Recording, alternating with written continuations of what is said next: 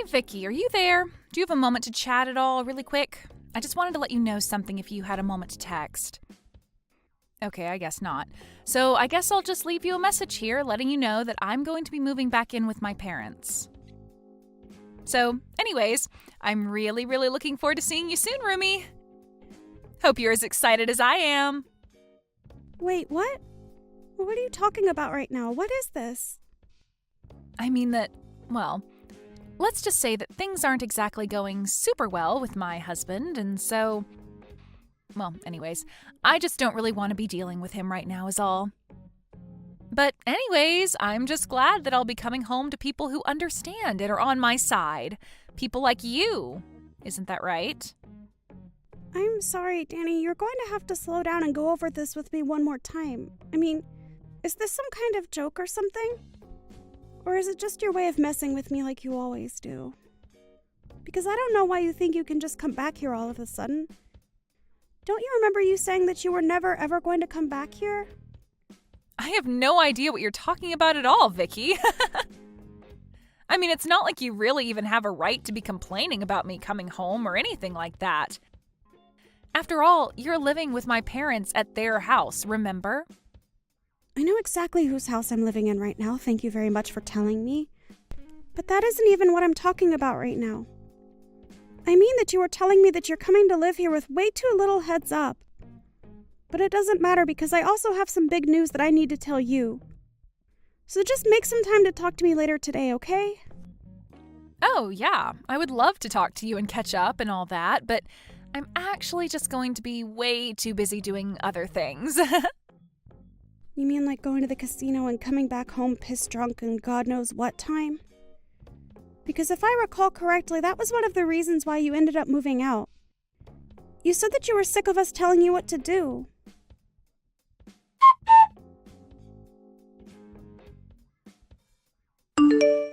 I'm so looking forward to finally moving in with you and Mom and Dad tomorrow. Isn't this exciting, Vicky? Can you believe that we're all going to get to live together just like one big happy family from here on out? It's just so great. What are you talking about this time? Are you still going on about moving in? I bet you thought that I had forgotten all about that when you hadn't heard from me for a while, right? Well, don't worry, I haven't forgotten one bit. I'm so sorry for not reaching out sooner. Wait, no, I'm not. I don't really care at all how you are or what you've been up to. But you're probably curious about how I've been, so I'll tell you that I've been doing really well. Thank you. I've just been so excited to move in with you and my parents. Danny, I still have no idea what on earth you were talking about at all. What are you going on about? Are you playing dumb, or are you actually just that stupid? It's actually the latter, probably, isn't it? Well, don't worry. When I'm there, you're going to smarten up when I make you into my maid. Then you'll have to do whatever I want, and you won't have any choice but to obey me. Danny, you really have no idea what you were talking about at all. Besides, I thought I already told you that you moving in with your parents and I was not going to work. Don't you realize that none of us want or can handle living with you right now? Why can't you just respect our boundaries about that? I mean, you keep talking about moving in with your parents but you seem to be forgetting about your own brother. Have you even talked to Owen about any of this at all yet? The only thing I need to talk to Owen about is how he could be doing much better than being married to you.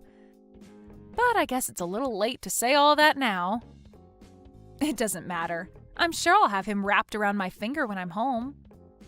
And then you really will have no choice but to do whatever I say. Isn't that right? Danny, you have been talking out of your butt this entire time. Do you realize that? I mean, do you not think that we can't all see what's going on here? You got divorced and now you're trying to move back in with your parents. It's very obvious to everyone. You don't know what you're talking about at all, Vicky, and nobody likes a know-it-all like you anyways. But who cares why I'm coming back home? If I miss my parents and want to be with them, then I can come back and live with them if I want. I'm not saying that you weren't allowed to come back and live with that. I'm just not really sure that living with your parents is what you really want. And just what is that supposed to mean, huh? What do you know about what I do and don't want? Do you have any idea just how stressed out I've been over life? You have no idea what I've been going through at all. Well, I'm very sorry that life isn't feeling very easy for you right now, but that doesn't change the facts on the ground. The only fact is that I'm getting divorced, and you have no idea the kind of stress that's been putting me through.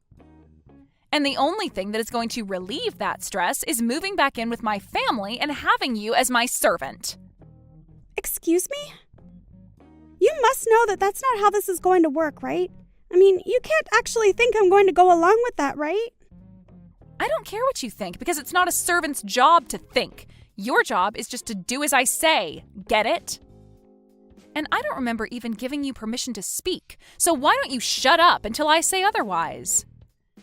Because if you don't listen to me, I am going to make sure that you end up on the streets with no one to take care of you. Is that what you want? I take it from that reaction that you have not said a thing about this to Owen at all. I don't need to explain myself to every single person that asks. All I'm trying to do is be less stressed in life. Is that really so bad? Nobody is saying that it's wrong to not want to be stressed. I'm just saying that this is not going to go how you think it is. And I am going to ask you to knock this off a second time. Do you understand me? And just where did this turn-off attitude come from, huh? You really think you can take me on? Because if it's a fight you want, then I am more than happy to give you one. Let me tell you that. Maybe then at least you'll stop talking back to me and learn how to take orders like a good servant. Danny, the only person here who has no idea what they are getting themselves into here is you. I can assure you of that. But I am trying to warn you now that none of this is going to go the way you want it to. It's all going to blow up in your face. I'm sure that right now your life is really hard with a lot going on, but you are better off where you are than coming back here. You really will say anything that comes to your mind to try and keep me from coming back, won't you? Don't you have any shame at all? Don't you realize that you shouldn't mess with me? Don't you know that I could get Owen and you to divorce in a second if I wanted to? You have to be kidding me with that, right? You don't actually think that you can do that, do you? Oh, why don't you just wait and see when I get back there, huh? You'll see how obedient of a little brother I really have. And then you'll know to listen to me when I tell you to do something. Well, then I'm sorry to burst your bubble, but Owen and I actually got a divorce last month. Wait, what? What do you mean by that? Oh, I guess you hadn't heard the news yet, huh? You really don't talk with your brother about anything at all, do you? Yeah, him and I aren't together anymore, and I don't live with him or your parents any longer. So, I'm not living with your parents, and when you kept saying you were going to come and live with me, that just wasn't true. So then, you two really got a divorce, and you're just telling me this now? Are you kidding me? What's the matter with you? That's right. I did leave your brother, and it's because I couldn't stand living with him anymore. He was nothing but a leech, and so were your good-for-nothing parents. So if you want to come home and live with them, then fine, but that's not my problem anymore. But I don't get... What do you mean they were leeches? What were they doing to make you say that? I don't get what you're trying to tell me. Can't you just talk to me straight, please? The only thing that I have to say to you is that you were going to come here and try and use me to get your stress out. But I was already more than stressed having to live with your brother and your horrible parents. So I know for a fact that you moving in would have pushed everything over the edge. And it's not like I didn't really try with Owen and your parents. But I finally hit the limits of patience and could make myself go no further. But, I mean, why hasn't anyone told me about this? You'd think it would be pretty handy to know that my own brother got divorced. I didn't bother telling you because I didn't want anything to do with your brother, you, your parents, or any of your family ever again. And you should also know that I am never going back to live with them again. But wait, I don't get it. The whole reason why I'm coming back is because I owe my husband money, and I thought I could save some by living with my parents. Well, if that is what your plan was, then I'm afraid that you never had any hope for that to work in the first place. What is that supposed to mean? Why wouldn't that have worked? You're saying that I won't be able to save money when I move in with my family? I'm just telling you now that living with your parents is going to be far more expensive than living on your own ever was. But how can that be? How could it be more expensive to live at home with my parents? That doesn't make any sense at all. What would some housewife like you know about anything? Well, first of all, I've had a full-time job since last year, thank you very much. And second of all, up until the divorce, I was the one paying for everything for your family. What do you mean by that? You can't really be serious about that, right? What is going on here? Do you even talk to your family at all? How have you not heard any of this? What is the matter with you? But if you must know, your whole family is just awful at saving money, and the only thing they are good at is spending it on useless things. The whole reason I found a job is because your lazy brother quit his job and ordered me to work in his place. But they can't be doing that. Don't they realize how stupid of a decision it is to have you be their only source of income? Please tell me that you're joking right now. I thought that Owen was working for a nice company and made a good salary, but now you're telling me that they've all just come to rely on you? That's right. So I'm afraid that if you moved back in with them now, you would just end up taking my place for them instead. Maybe at least then you'll believe me when I tell you about all the horrible things that your family had been putting me through before I left. You have to be lying to me. There is no way that my whole family would act that way towards you. But more importantly, do you really think that's how they would act towards me? I mean, if they were really all being so horrible to you, I guess I really do understand why you ended up divorcing Owen. Sounds to me like they never even made you feel like part of the family. And you were going to add on to the stress by trying to use me like some kind of servant. So it's not like you're exactly blameless in all of this as well. But anyways, good luck dealing with all that. Wait, hold on a second. This can't be right. Why am I even listening to you? I mean, you're divorced from my brother, and now you're just telling me lies about my family to try and turn me against them? I can see what you're doing here, you know. I'm not going to be fooled. But I don't even want to see you coming around my family again. It's obvious that you don't have their best interests at heart, and you were the one using them. Well, that's fine, because like I said, I don't anything to do with them ever again. And if you really think that I would ever come back to them anyways, let me double down on that and tell you never to come to me for help. Because I won't be there for you at all. Oh, please, you think that anyone would ever need you? You're a good-for-nothing, useless housewife, and that's why my brother left you. So just stay away from my family. I already told you that I don't want anything to do with your family. How many times are we going to repeat the same conversation? We're going to keep repeating it until, hypothetically, if this was a script being written by an author with a word count, that word count would be satisfied.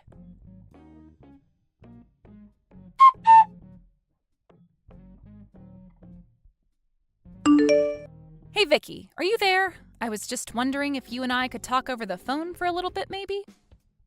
There are just a couple of things that I want to talk to you about. Well, whatever they are, you can leave me out of it. Oh, come on. Don't be like that, Vicky. Please, I'm your ex-sister-in-law. You have to be there for me. I really don't have to do anything for you at all if I don't feel like it, Danny. In fact, you told me to stay away from your family, and I told you that I wanted nothing to do with you. So I don't even know why I'm even responding. Please, just answer the phone. It's really, really important. I need your help right now. I thought I told you that I would never, ever help you if you came and asked me. So what do you think this is going to accomplish for you? It's just that, well, everything you said was really true. About my family, I mean. I really can't believe it.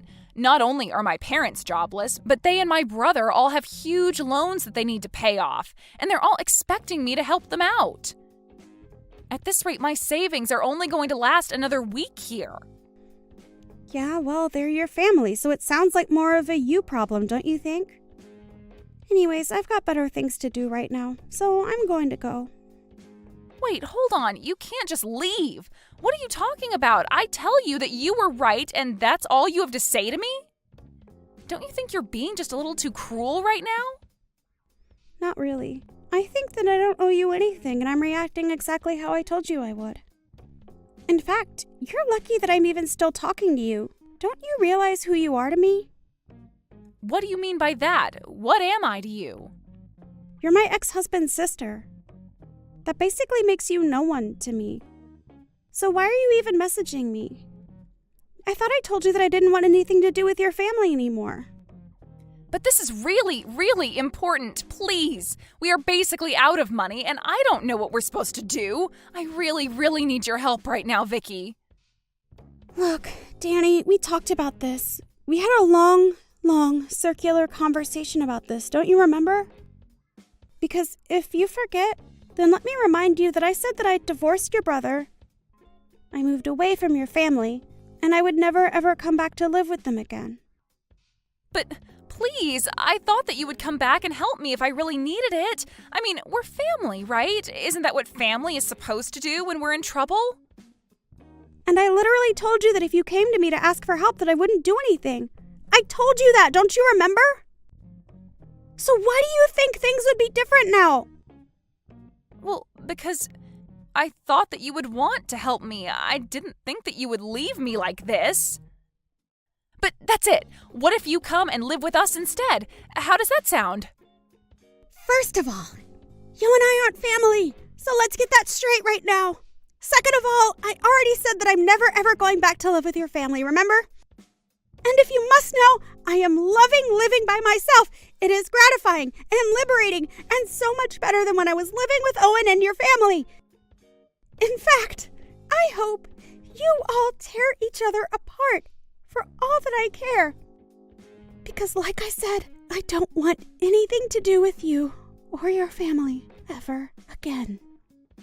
But then, what am I supposed to do? How am I supposed to get out of this mess? I mean, how are any of us supposed to get out of this mess?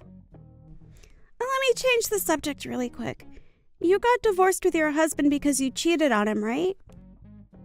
How did you figure that one out? Well, because I've heard you bragging about it before. So it's not surprising that he found out about it. But anyways, I imagine that when you two did get a divorce that he probably sued you for quite a pretty penny. Here you thought you were going to be able to live with your family and save money to pay them all back.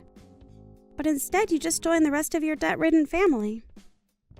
Please, Vicky, things weren't supposed to go this way. I didn't think this was how things were going to end up. I need your help. You've got to do something. Please, move back in with us and help us all out. We need you, Vicky.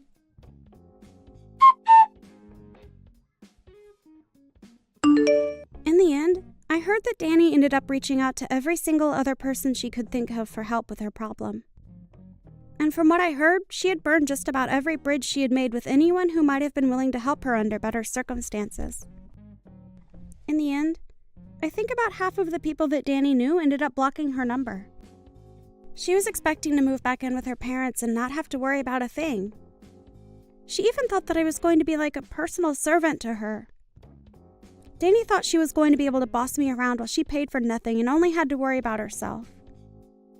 But things went far, far off from where Danny thought they would. Instead of being taken care of by her family, Danny found that she was forced to be the main breadwinner for her family.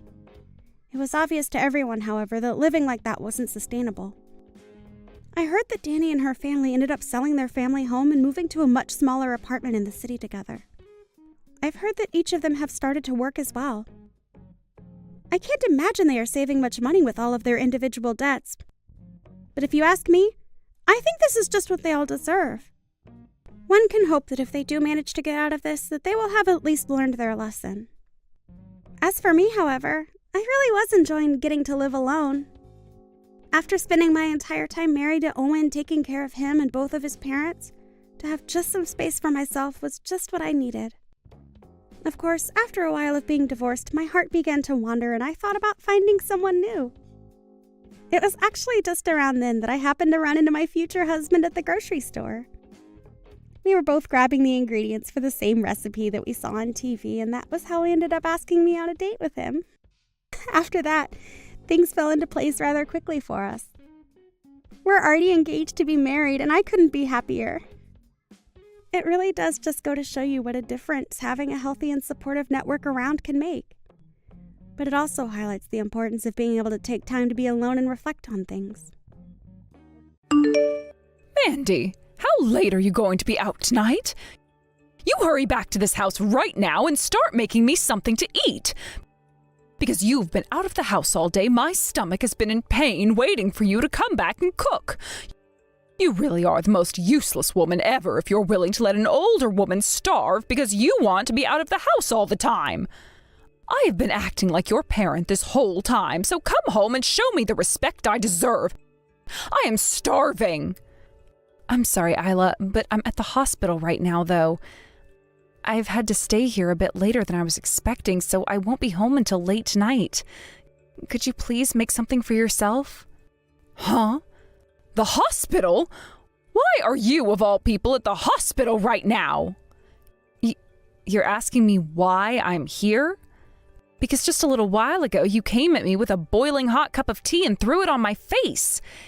And because of that, my right eye has had a really hard time staying open due to the swelling. The doctor has already had a look at it and said that it might be very difficult for me to see out of my right eye for a while after today. And what does that have to do with me? What? I don't care about any of that. Now you get your butt home right now and start making me dinner. You are so stupid. Who do you think you are going to the hospital like that without my permission first anyway? I don't ever remember saying I was okay with you leaving this house. Now you get back here. Now!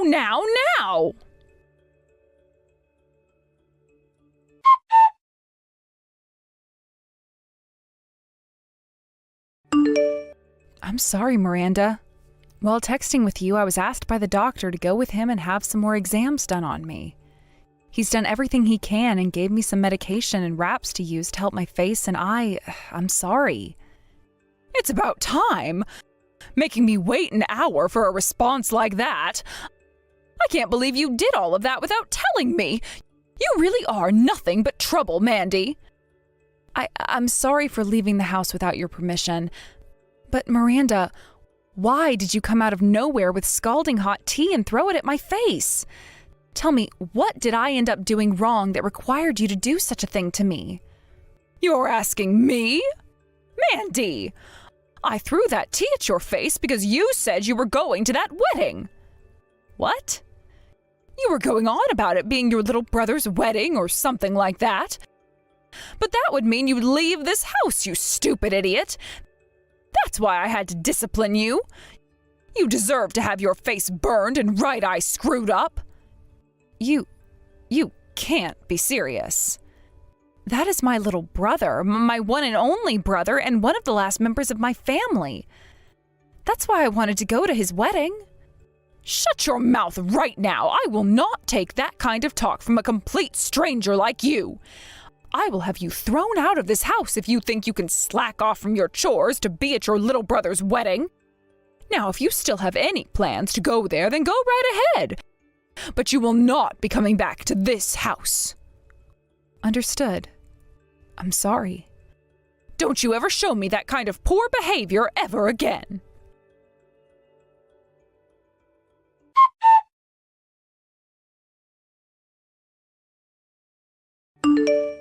Kyle, there's something I'm kind of wanting to ask you right now. Oh, Mandy, why are you texting me this late at night? This has to do with your wedding tomorrow, actually. At the moment, I have a lot of bandaging around my face, covering my right eye. I'm sure there'll be a lot of people asking a lot of questions about me, and I might be taking their attention away from you, but would it still be okay for me to attend? What? Your face is all bandaged up. What happened to you, Mandy? Did you get into a serious accident or something? I really don't think I could call it an accident, but...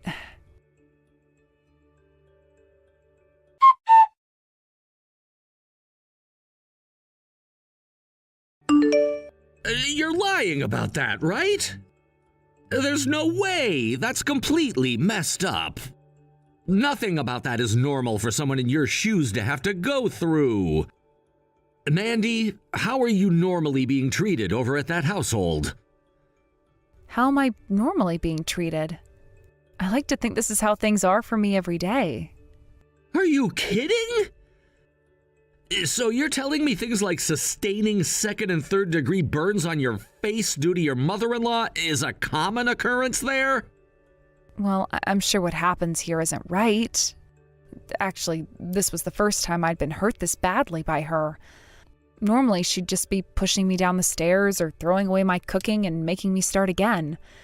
There have also been times where she'd lock me in my room for a day or two. She would lock you in your room for a day or two?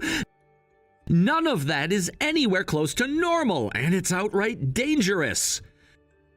That is all absolutely screwed up what you're having to go through. Nothing about that is normal. And what happened to your husband? He's living there with you as well, right? Has he not been saying anything to his mom about how she's treating you? All he says to me is that things were a lot worse for him when he was younger, so I'm actually being treated pretty nicely by her. Huh? Well, I was always a little bit spoiled when I was younger, right? And that can be seen by how useless I am now, right? Well, my mother-in-law has stepped in for Mom and Dad and has been raising me the right way by disciplining me. Wait a second. Are you actually being serious right now, Mandy? Yes. I'm actually really thankful for what my mother-in-law has done for me. However, she told me that if I go to your wedding tomorrow, she would have me exiled from her house, and I'd never be able to go back there. Oh, that's left me feeling a little bit confused now. What should I do now?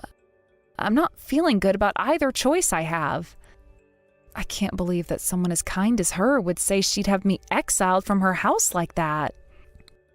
Mandy, pull yourself together, please. What?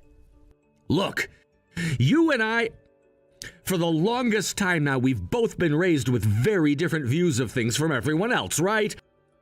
I mean, Mom and Dad both beat us a lot when we were younger, and that's why we feel like we were always the bad children and they were perfectly good parents.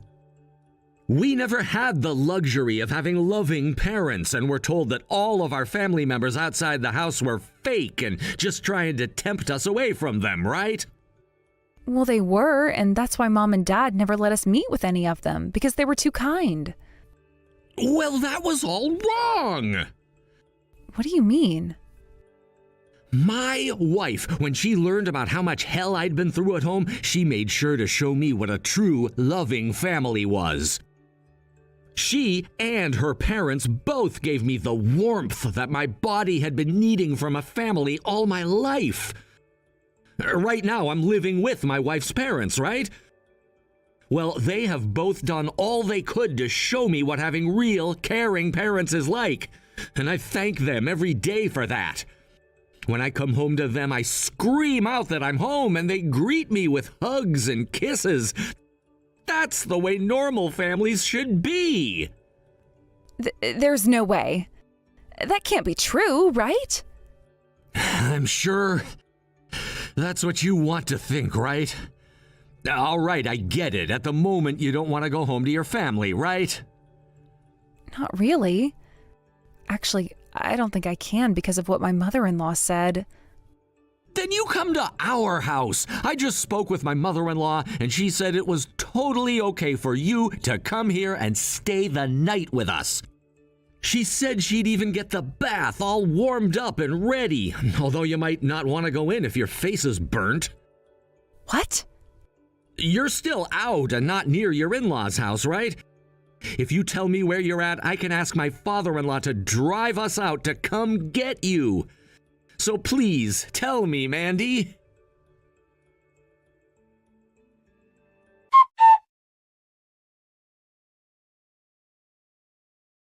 How long have you been out of this house now without coming back?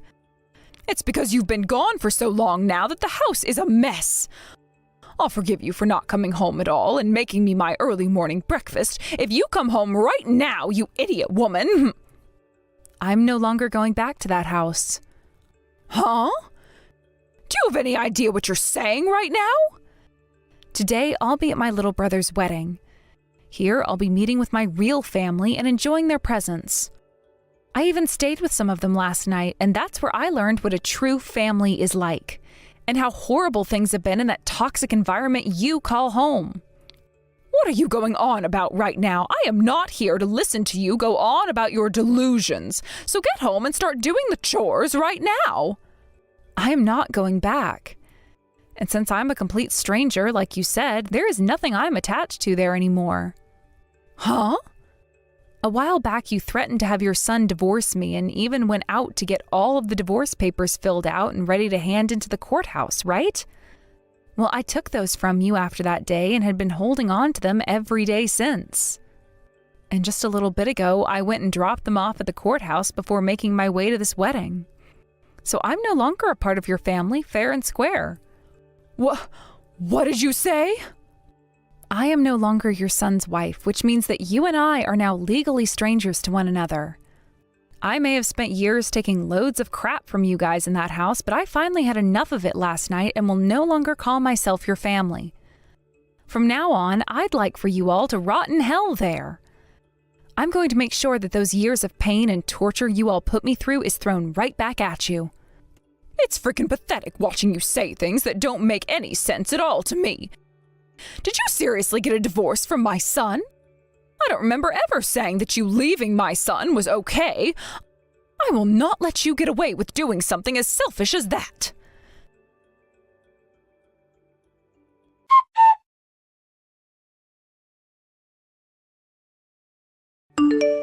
Since I've been asking for you to come home all week, yet you haven't made even a single attempt to, I'm having all your things thrown out of your room right now. All of those lovely photos of you and your little brother together will all be thrown into the trash out back and burned up later. Is that really okay with you, Mandy? I'm sure that would break your heart, wouldn't it? Since you're now aware of what I'm willing to do, get your butt back to this house right now.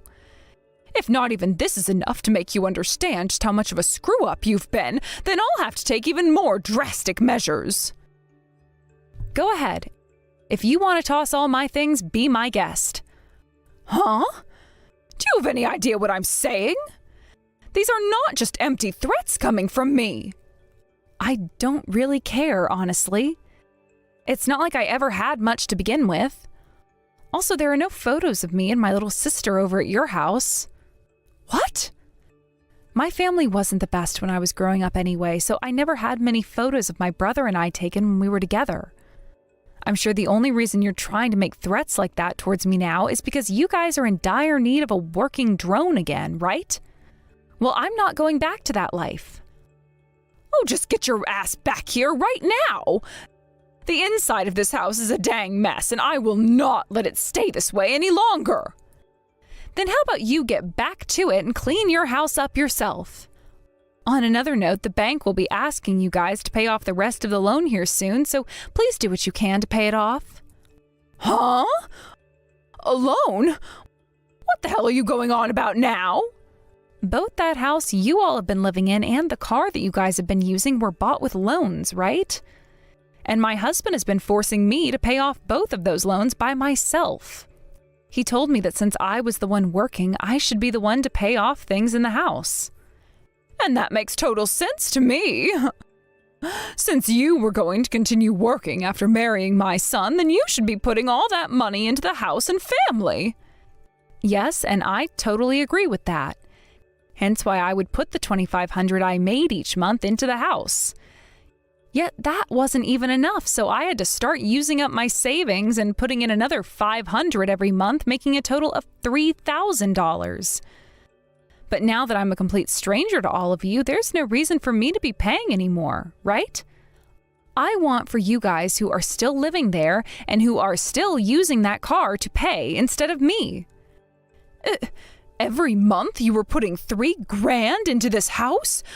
There's no way we can cover that every month for you.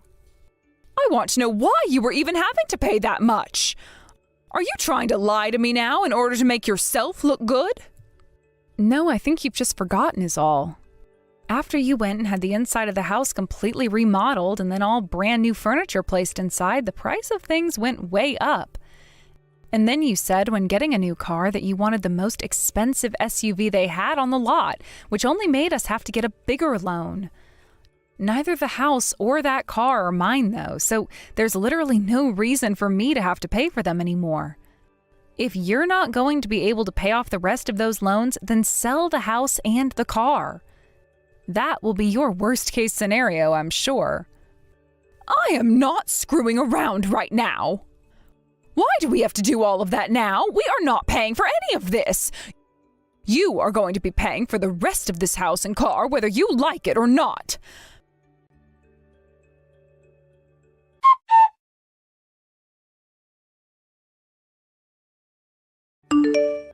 Mandy, why are you being such a child about all of this? Stop being such an embarrassment and come here right now to help us. Good morning, Miranda. And what could you be going on about today? Don't you play dumb with me. I just got a call from the police explaining to me that I am a suspect in a crime and need to follow up with them. All I did was discipline you, all right? I can't believe that someone your age isn't aware of the most basic things, and I feel so bad for you because of that. Oh, so that's what you're upset about. Well, that was me who informed the police about what happened. Well, you tell those police to leave me alone and then come back here and pay up. You're screwed in the head if you think that I'm a criminal. Actually, the reason I think you're a criminal is because you are one. And so I had to tell the police about what you'd done. Huh? Even if it wasn't as bad as I first thought, you still assaulted me. There have also been cases of abuse within your house, both verbally and physically. Had I not told the police, then I would have never been able to live with the things that have happened to me. Of course, before I was able to live with what you'd done to me because I thought that was all normal. But now I am very much aware that what happened to me was anything but. So now I'm going to make sure your crimes are handled in a professional and legal way. You hold it right there. I haven't done any of those things to you. Stop trying to frame me for something I haven't done. Actually, you have done plenty of terrible things to me now, and that's why the police are taking all of this very seriously. All because you seem to think that me working a full-time job wasn't enough, and that I had to be home to take care of all the house as well for you all. Then there were times you'd run your mouth about how my cooking was terrible and toss it all. Do you have any idea how much food you've wasted? I put in so much work making food for you and everyone else, yet there were times you wouldn't even try it, instead calling it disgusting before throwing it all away. It's your fault for making such tasteless food for a household of classy eaters. Honestly, I just thought you were always trying to make food for us with leftovers. You can't call what I did a crime when it was only the natural thing for me to do. You really think I'm complaining about that alone? Excuse me?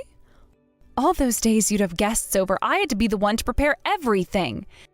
And if there was ever anything wrong, even if it was the slightest mistake regarding those preparations, you'd start to hit me in the back with a broom close to 100 times.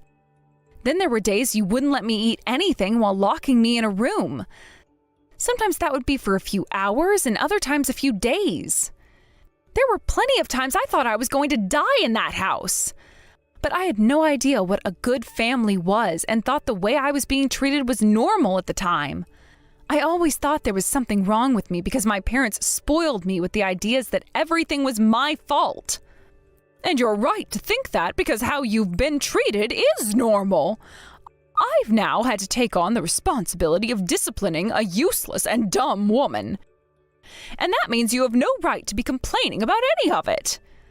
But the thing is, your house has been anything but normal. When I told my little brothers-in-law all about what happened there, they were all up in arms. And do you want to know what my brother's wife said? She said that the fact my own husband wouldn't even step in to protect me from you shows that he is messed up as well. She told me that my husband most likely didn't even love me. My brother's wife was furious to learn about what happened. And because of that, I finally realized that my husband wasn't meant for me. Having a family of people who had nothing to do with me worrying so much finally opened my eyes to what the problems were. Everything that you guys had been doing to me was all criminal and has to be dealt with. What the actual hell is this? I have no idea what's going on. You have been brainwashed by these fools. Brainwashed! You've just been lied to by this family of heathens, and now you're having these strange delusions about what a family should really be. Don't call my brother and his family heathens. What? They gave me a place to stay when I worried about going back home to you. And they all listened to me and my concerns when I was about to break down and cry. They were all strangers to me who I had never even met before. Yet they were all worried about me and asked me over and over about what happened.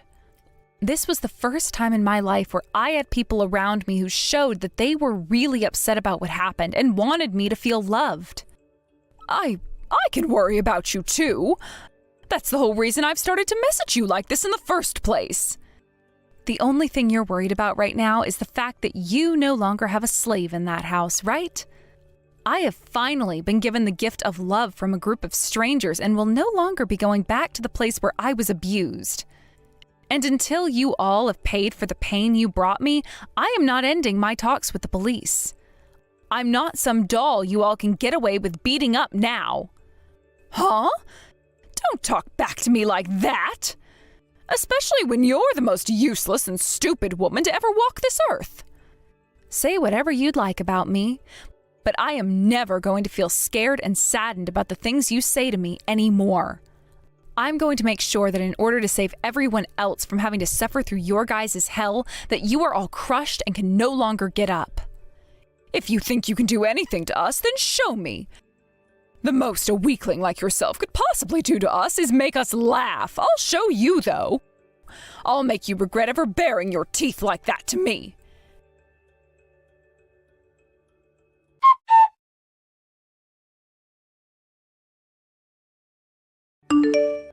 Hey, stop acting like a child and respond to me right now. What happened to all that power you had yesterday? You've always acted like a coward, so I'm sure there's no more fight left within you now. But I've had enough from you, so be ready for the beating of a lifetime. I'll make sure to discipline you with every bit of my body so that you will never be able to talk back to me ever again. Hello. Sorry for using my older sister's phone. I'm her little brother, Kyle. My sister has had to spend years dealing with abusers and is now sound asleep, finally getting some good sleep at this house. That's why I'll be talking with you right now and letting her sleep in this morning. Huh? So you're going to be taking her place talking to me then? You have the same blood as that useless woman, so I'm sure you're just as pathetic, right? I'm sure whatever you have to say to me means nothing at all, so get your sister to talk to me right now or I swear I'll… And why should I have to listen to what a criminal wants? I'll make sure to have our lawyer get in touch with you soon so you can have the much more serious talk with them. And if you're still talking like that, then good luck getting out of this mess you've created. What the… You guys have a lawyer now? Well, of course. Mandy needs to make sure she has someone to support her when asking for a settlement from you. And I'll have you know this right now. My sister is not changing her mind on what she wants from you. So I would highly recommend you and your family start working together with a lawyer if you hope to have any chance of lessening your punishments. Wait just a second. Why are you talking about something like that right now? A lawyer? A settlement? All of that is the kind of stuff you only hear about in dramas. Well, unfortunately, right now we're dealing with a lot of drama, so this has to happen. What you did to my sister was all crimes, and some of those could have very well been considered life-threatening crimes. I think she has every right to have you all pay her a settlement for the damages and ask that the judge sentence you to some time. I'm hoping that she gets away with pulling a massive settlement from you before you go. I'm not taking this from my daughter-in-law. I won't let her take anything from me or send me to prison. And having to pay for a lawyer would be a complete waste of our money. Eliana doesn't even have any money left either, so how is she paying for a lawyer in the first place? Ah, if that's what concerns you, just know that my family is paying for her lawyer. What? My wife happens to be a lawyer herself, so she was able to find someone in his firm that could help us at a reduced cost. Actually, the man she's found for Mandy is one of the best lawyers in this city when it comes to things like domestic harassment and assault. Your wife is a lawyer? Yes, which means she is friends with a lot of the police force and has friends who are detectives as well. She's already got in touch with one of his detective friends, and they've begun to investigate your family to make sure they have accounts of all the things you've done. We already assumed we'd find lots of things like assault and harassment within your family based on what Mandy told us. But who knew you guys were also known for theft and scamming? Seems you guys have been on the run from all of that, too? You guys were able to find out about all of that as well? Of course! But you guys were able to run away before the police or anyone could find you, until now. So don't be surprised when the police begin to ask about that later as well, and the judge, of course. We've already told the police about it with the evidence we found, so it's only a matter of time before they come to your house. Be prepared to be taken into their custody soon. Wait a second, please. You're only causing my head to spin more and more by saying that, so can we please discuss this in... We're not discussing anything with you anymore. We don't want to be in close proximity to those that not only assault and harass, but rob and scam people as well. It's time for you to be judged for your crimes, right? And once you've had to pay my sister for everything you've done to her, I believe you and your family will be losing everything. Normally, that would leave you on the streets with nothing at all, but luckily, you'll be in prison after paying, so you'll still be fed and housed. If that happens to me, I won't have a life after getting out. I don't care what all we did. You shouldn't be wanting to send us to jail, right? Do something to stop those police. If you let us all fall, then we'll never be able to get back up. After all those years of hurting my sister under your oppression, what makes you think I'm listening to you now? This is what you deserve for your crimes, so take it on the chin like an adult and stop being such a problem for everyone. You're nothing more than monsters. I won't let you do any of that crap to anyone ever again.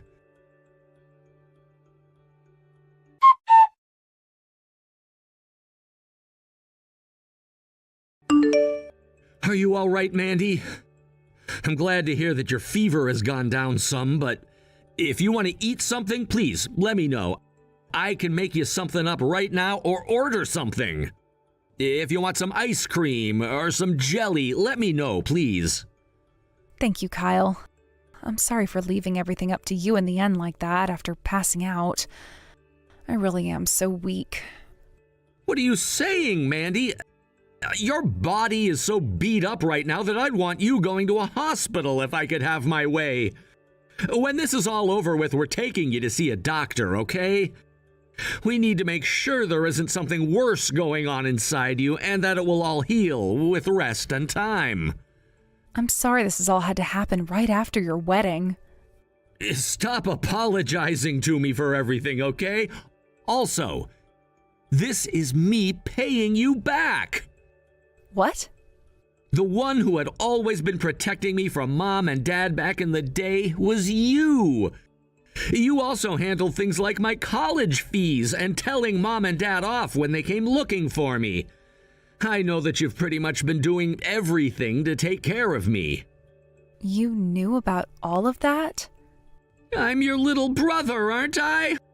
Of course I'd find out who was taking care of me like that when it's my own sister. I want to say, you have been working so hard all your life for other people besides yourself. So from here on out, let me care for you. I'm not your little brother hiding behind your back anymore.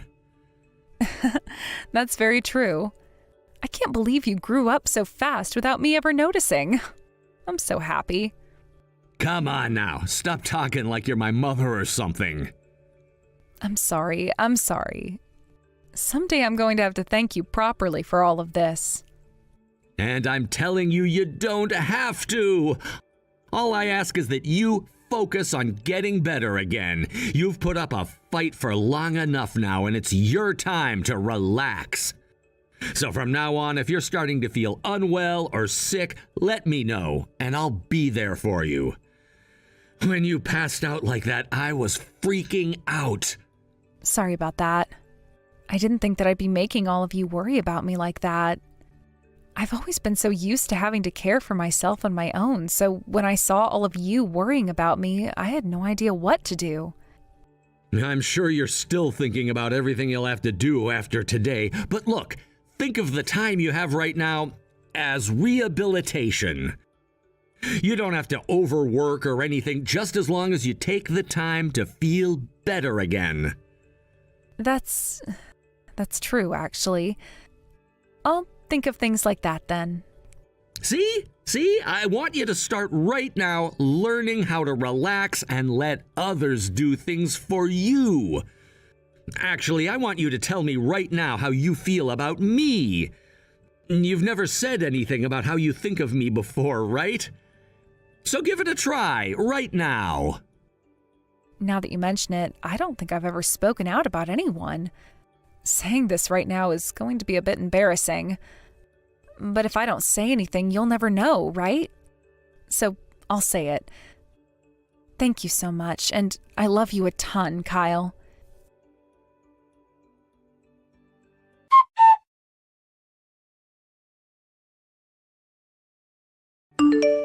In the end, everyone in Miranda's family was arrested by the police and taken to jail, where they all awaited their court hearings. There, I was able to get a settlement from both Miranda herself and my ex-husband, which ended up being for more than they had combined in their bank accounts. Iris was also charged with multiple accounts of assault and 2 charges of attempted murder, while the whole family was charged with things like robbery, grand theft auto, and fraud. And just like I had told Miranda, they all would end up going to prison to do some time, which is actually lucky for them considering they had to sell their house in order to pay those settlements off. So better there than nowhere at all. I think that my ex and his dad would be getting around 5 years in total, while Iris got 15 years, which at her age is pretty much a wrap. I can definitely say one thing though, and that's that she will never be hurting anyone again, and I'm sure the same can be said for my ex too. My brother was very happy with the end results, and I think his whole family was cheering when the trial and everything was over and finished in my favor. When that was all done, we went out for dinner at a 5-star hotel outside town, where I got to have my first ever course dinner and have food cooked for myself for once. I told everyone that since I'd been getting a lot of money from Miranda and them, I'd pay for everyone's dinner. But the moment I brought that up to the family, every single person said no to me in unison, which just goes to show I'm in good hands now. As for myself, I was originally thinking that after my body had healed up and I got most of my sight back in my right eye, I'd leave my brother's family's house. But none of them wanted me leaving their house just yet, and instead chose to have me hired as their part-time housemaid. I am having to do a lot of the chores and cooking I was doing before. However, this time I was being paid to do them while also being thanked and not having to worry about being hurt in any way. My body still has a ways to go in terms of healing, as my face is still getting some work done on it through grafting and having the wraps replaced. However, the doctor did say that in a few more weeks I could keep them off and start taking showers and things like that again. I also ended up going to see the doctor for a full body exam a week after everything was settled, and there I learned that I had broken one of my ribs at one point, but it was all healed up now and not worth worrying about. I was also told to start taking large amounts of vitamin D, since it had been a long time since I last went into the sun and was starting to feel that for sure. All in all, though, my body did end up holding itself together pretty well, and the doctor told me that within a couple of months I should be feeling 100%, as long as I kept on getting the sleep I needed and resting a lot. Right now, I think I'm feeling the happiest I have ever felt, and it only took me close to 30 or so years. Amy, how are you? What are you doing right now? Hurry up and answer my messages. I know you're not busy. I bet you're just lying around doing nothing. Helen, hi. I'm fine. Hope you're well too. I'm sorry that I couldn't get to the phone quicker. I was driving. I need to prepare dinner when I get home, so I'm just out and doing groceries shopping. What about your son? Is he with you? Your parents were kind enough to offer to watch him. They're at home right now. Will loves his grandparents, so it's good for them to have some quality time together. Oh, I knew it. Don't give me that excuse. You don't think it's quality time for them. You're just being lazy. I don't understand what you're trying to say. You're making my mom take care of your son, aren't you? Because you can't be bothered to take care of him yourself, right? I bet you just moved in with my parents because you knew they'd offer to watch him and wanted to take advantage of their kindness.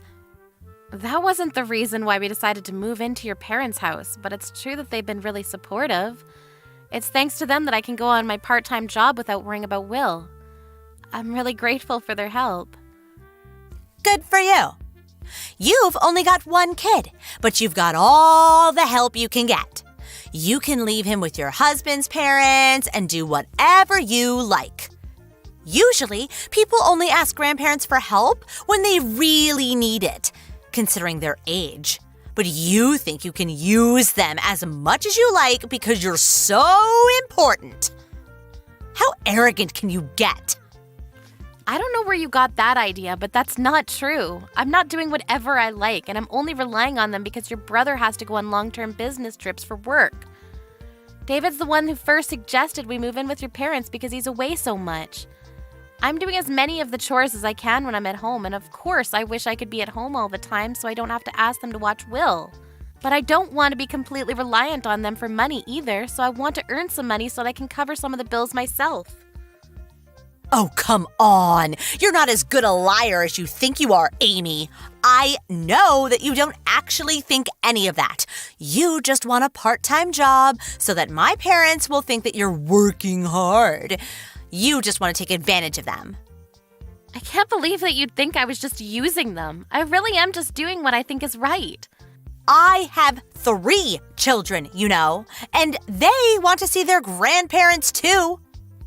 But because you're living with my parents, I can't visit. Do you know how long it's been since they last all saw each other? My parents haven't even met my youngest. Do you understand? It's all your fault. You're getting in the way of my children's quality time with my parents. You're splitting up a family because you can't be bothered to take care of one kid. I think it's amazing that you're able to take care of 3 children. I don't know how you do it without the help. You could come visit whenever you like, but the reason why you can't come and stay is because your second son is allergic to your parents' dog, isn't he? That's not the problem. Were you even listening to me? Why do you always have to interrupt me with the most irrelevant comments? Anyway, back to the conversation. I'm going to move in with my parents. I want you out. Right now. Excuse me? I'm sorry, this is all so sudden. I can't keep up. What are you talking about? Why do I have to move out? What's so hard to understand? I'm telling you to leave. Is it so bad for me to want to live with my own parents? I'm not saying it's bad, I just don't understand. You're saying that you want to move in with your parents and live with them in the same house? Of course, that's what I mean. What else could move in mean? Are you an idiot? Why do I have to explain such a simple sentence? I'm moving in. Capiche? I'm sorry, I was just surprised. Do you mean that you'll be moving in with your family? Your kids too? What will you do about Ricky's dog allergy? That's right. Do you really think I'd leave my children behind? You don't have to worry about that. I'll get my parents to give the dog away. It's as simple as that. My children are more important. But your parents love their dog. I think they'd be really sad to part ways. Does your husband agree with all of this? Won't it be tougher for him to get to work if he lives farther away from his office? My husband will be fine. It's none of your business, but he won't be living with us. He'll be living by himself. Okay. Do you mean that he'll be going away on business like David? Like I said, it got nothing to do with you. You really are so nosy. Why can't you just shut up and accept what I've decided? You're right. I'm sorry. I shouldn't have asked. My curiosity got the better of me. But if you're going to move in, then have you already spoken to your parents? I haven't heard anything from them about any of this, so I was wondering if it might have slipped their minds to mention it. Or maybe you hadn't spoken to them about it yet. I'll tell them when I feel like it. It's not like they need a warning or anything. They're my parents, not yours. They'll be delighted to hear that I'm coming home. And I'm the eldest daughter. It's my job to take care of my parents. They'll feel much more at ease with me taking care of them rather than a complete stranger. That way they can see their favorite grandchildren too. So I'm asking you to leave. You're just in the way. I'm sorry, what? You haven't told them anything? I don't have to. All I have to do is make sure you and your stuff are out of my parents' house so that I can move in. We can't all live in there together. It'll be too cramped. I'm their daughter and have 3 children, so I take precedence. You may have married my brother, but that doesn't make you more important than me. I move in, and you and your son move out. Simple as that. Even if you say that, it's not something that can be done straight away or even in a few days. If that's what you were planning, then you should have mentioned something or given me a warning or at least asked for your family's opinion. Have you spoken to David? Of course I haven't. Don't you know where your own husband is? He's on the other side of the world. How am I supposed to get in touch with him without losing sleep? Do you really want me to bother him with something so trivial while he's working? And you call yourself his wife. Why can't you just accept what I've told you to do? You can tell David when he gets home from his business trip. I understand that you don't want to bother him, but if you haven't spoken to David or your own parents, how did you decide all of this? You can't just decide by yourself. That's way too self-centered. Of course I decided by myself. My mom and dad have no reason to say no to me. They love me the most. I may be an adult, but I still have them wrapped around my little finger. If they hear that they'll get to live with me and their grandchildren, they'll be overjoyed. That's why I should be the one living with them, not you. Do you understand, or was that too difficult for you as well? That might be true, but you can't honestly think that you can just decide that behind all of our backs. You may not realize it, but you're causing a lot of trouble for my mom by making her take care of your son. He's only turned 1 recently, right? Do you know how hard it is for someone my mom's age to watch a kid that young? I can't just stand by and watch as you take advantage of my mom. You're right. I've caused her a lot of trouble, and I'm really grateful for all the time she's dealt with Will's tantrums and hyperactiveness while I've been at work. But you can't decide this without her opinion. Besides, your youngest is still only 6 months old, isn't she? I think that would be more of a burden. Oh, shut up. You think you're better than me, but you're not. Unlike someone, I actually stay at home and take care of my own kids rather than go out to work and waste my time. I won't ask my mom to babysit. I take pride in taking care of my kids myself. Neither one of us is better than the other. I respect you for being a stay-at-home mom with 3 kids. I happen to go out to work a part-time job, but why does that mean that I'm wasting my time? We're each doing what we think we should do in our own situations. Isn't that enough? Either way, I can't up and leave so easily. Why not? Because where am I supposed to go? How am I supposed to move all of mine and David's stuff without any help from David? Maybe I could move out after David comes back, but I can't find a place at such short notice, and I can't accept a decision you made without consulting any of us. You can leave David's things. He's family, after all. We'll store his things carefully until he comes back. You just have to take your stuff, your son, and get out. You're being unreasonable. Why do I have to move out right now? Because I can't forgive people like you who try and take advantage of my parents' kindness just because they offer to babysit doesn't mean you can use them like they're a daycare service. I never liked you, even before you married David, but I thought I should respect his choice of partner. Now I know that I should have made more of an argument against you when I had the chance. That laid-back attitude of yours really pisses me off. I'm sorry, our conversation wasn't going anywhere, so I asked if anyone knew why you'd suddenly start acting like this. and your husband told me what's been going on. I heard that you're going to get divorced. That's why you're so desperate to kick me out, isn't it? What? What are you talking about? Why would you talk to my husband behind my back? When I asked your mom, she told me that she hadn't heard anything about you planning to move in and confirmed that she hadn't agreed to anything like that. She didn't understand why you were being so aggressive towards me. She hadn't seen you in person for a while and was worried about you, so she called your husband to ask about you. He told her about the divorce and a lot of other things. My mom did? Seriously? She called my husband? What else did she hear? She found out that your husband went to stay with his parents until the divorce is over. He told us that he had asked you to move out as soon as possible because he can't keep on going to work from his parents' house, and because he doesn't want to see you anymore. That's why you suddenly decided that you wanted to move in with your parents, but didn't tell them anything because you wanted to avoid telling them why you're getting a divorce. Yeah, so what? It's private. It's none of your business. I don't have to explain myself to you. All you have to do is hurry up and leave so that I can move in. You want to move in because you have nowhere else to go. All that talk about not trusting me and not being able to forgive me for using your parents was all just an excuse to cover up your own mistakes. You don't even know what condition your parents are in. What? What are you talking about? What do you mean my parents' condition? They're fine. Your dad isn't as fine as you think. I'm the one that's currently taking care of him. Huh? Taking care of him? Why are you acting like that's such a special thing? Of course you should be taking care of him. Don't be lazy.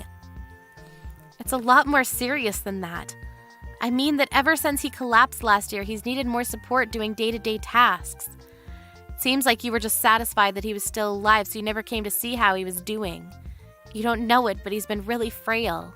It's the main reason why David and I decided that we should move in with your parents, because it would be too difficult for your mom to take care of him by herself, and it would be easier on us if we were in the same house rather than going to visit several times a week. I didn't know that he needed care. What? Does he need help going to the toilet? Why didn't you tell me that sooner? I would have told you, but you never asked. You didn't seem to care about your parents' needs since you always only contacted them when you needed something, and whenever your mom calls, you always let it go to voicemail. You may not know this, but she always is so disappointed that she can never even hear your voice. Sometimes I just can't get to the phone. What's so bad about that? Give me a break. Like when? Like when you're having an affair, for example? I can imagine that would be really awkward for you to answer the phone when you're busy with a guy that isn't your husband. What? I'm not having an affair. Did my husband say that I was having an affair? Because he's lying. You cheated and got pregnant, and when Haley was born, your youngest daughter's dad is the man you're having an affair with. Of course not. But that's the reason why you're getting divorced, right? He already told us that he filed for a fault divorce because he didn't want to have to suffer the whole separation period, which means that your husband already has evidence, like a DNA test. There's no point trying to pretend you didn't do anything wrong. Your mom didn't know, of course, and was apologizing to your husband. She didn't think that you were selfish enough to break up your own family, but that's exactly what you've done. Your husband was surprised that your parents didn't know anything, too. Ugh, you're so annoying. But, just like you said, there's no point pretending it never happened if you know the truth. Will you lend me some money? What? Where did that come from? You got a part-time job, right? So you must have some money to spare. I need to borrow some. I can't pay off the damages to my husband by myself. Ugh, he demanded a lot, even though he knows I haven't been working since we married. Oh, and I'm planning to move into my parents' house at the end of the month, so I'll give you until then to get rid of your stuff. I'd be grateful if you prepared some money for me to borrow then, too. What are you talking about? Do you really think I'll do anything for you now I know why you're asking for all of this? Plus, your mom is saying that she won't let you kick us out, especially since I'm clearly more willing to be your dad's caregiver. Maybe you should just find a job and rent your own apartment instead of assuming that everyone around you will clean up after you. But I don't want to. Do you expect me to get a job in a supermarket or something? That's so embarrassing. And it'll be hard to find an apartment that's suitable for kids. Your husband was saying that he would take custody of the children. He's already taken the older two with him to his parents, hasn't he? You might as well just let him take Haley too, since he's offering. He has the means to raise them, you don't. You need to do something about that first. If I give up all my children, I won't be able to demand that he pay child support. I can't do anything without that. He makes a lot of money, so I can demand as much as I want. Are you being serious? Is that the only reason why you want to take your kids back? Because you won't be able to receive child support without them? You want to use your children to get money. What kind of mother are you? Anyway, I've just spoken to David. He agrees with me that we shouldn't support you financially. You need to get a job and work for it yourself. If you really love your children, you'd understand that that's what's best for them too. Now that you're divorced. Besides, we don't have money to spare. We're saving so that we can get my license as a caregiver. That way I can get benefits for taking care of your dad and I won't have to go to work. I can support him full time. I imagine that's impossible for you, so give up on moving in with your parents. Then what am I supposed to do? I won't have anywhere to go. Why don't you ask your paramour? He has a family too. I can't ask him for money. Are you an idiot? Clearly you're the idiot, since you've been asking me for money and more this entire conversation. Anyway, we're not going to support you at all. You've just got to sort things out yourself. If you really want to live with your parents and really do want to kick us out, you should consider that if you do that, you'll have to take care of your dad 24/7. He needs a lot of care and you'll need a lot of resolve. Oh, I can't do that. Your mom was doing her best all by herself until we moved in, but it was becoming a strain on her, and that's why I've taken over most of the responsibilities. It's easier on her to take care of a 1-year-old that only weighs a few kilos rather than a grown man. So yeah, I don't think you can either. But you're the one that said the eldest daughter should take care of her own parents, remember? Then you should just call a professional to do that. Then can you provide the money for that service? No, I can't, but... Then stop being so irresponsible. Oh, fine. I won't try and kick you out. So just lend me some money. That's all I ask. I'll pay you back, I swear. You can trust me. I need to pay my husband or he'll take all of my children from me. You understand, don't you? You're a mother too. How would you feel if you were about to lose your children? I can't give them up. I don't understand at all. I don't understand the feelings of someone who prioritizes their affair over their own children. Your husband told us that you left your children unattended while you went out to meet with your lover. And you only want your children back because you want child support so you don't have to work. I don't want to understand how your brain works at all. If you won't take care of your dad or even try, and you don't have the money to pay for a professional, then you should try taking care of yourself first and get a job. Maybe if you show that you're willing to pay, your husband will let you pay installments instead. You'll learn more about being a decent human being if you learn that there are consequences to your actions. What do I do about my children? What about the child support? You're still going on about the child support? If that's all you can think of, then you've got a long way to go. And I suggest that if you care at all for your children, you'll let your husband take custody. They deserve that much at least. If someone as irresponsible as you raises them, I hate to imagine what kind of people they'll grow into. Anyways, do your best. Good luck with your job search. I hope you're happy.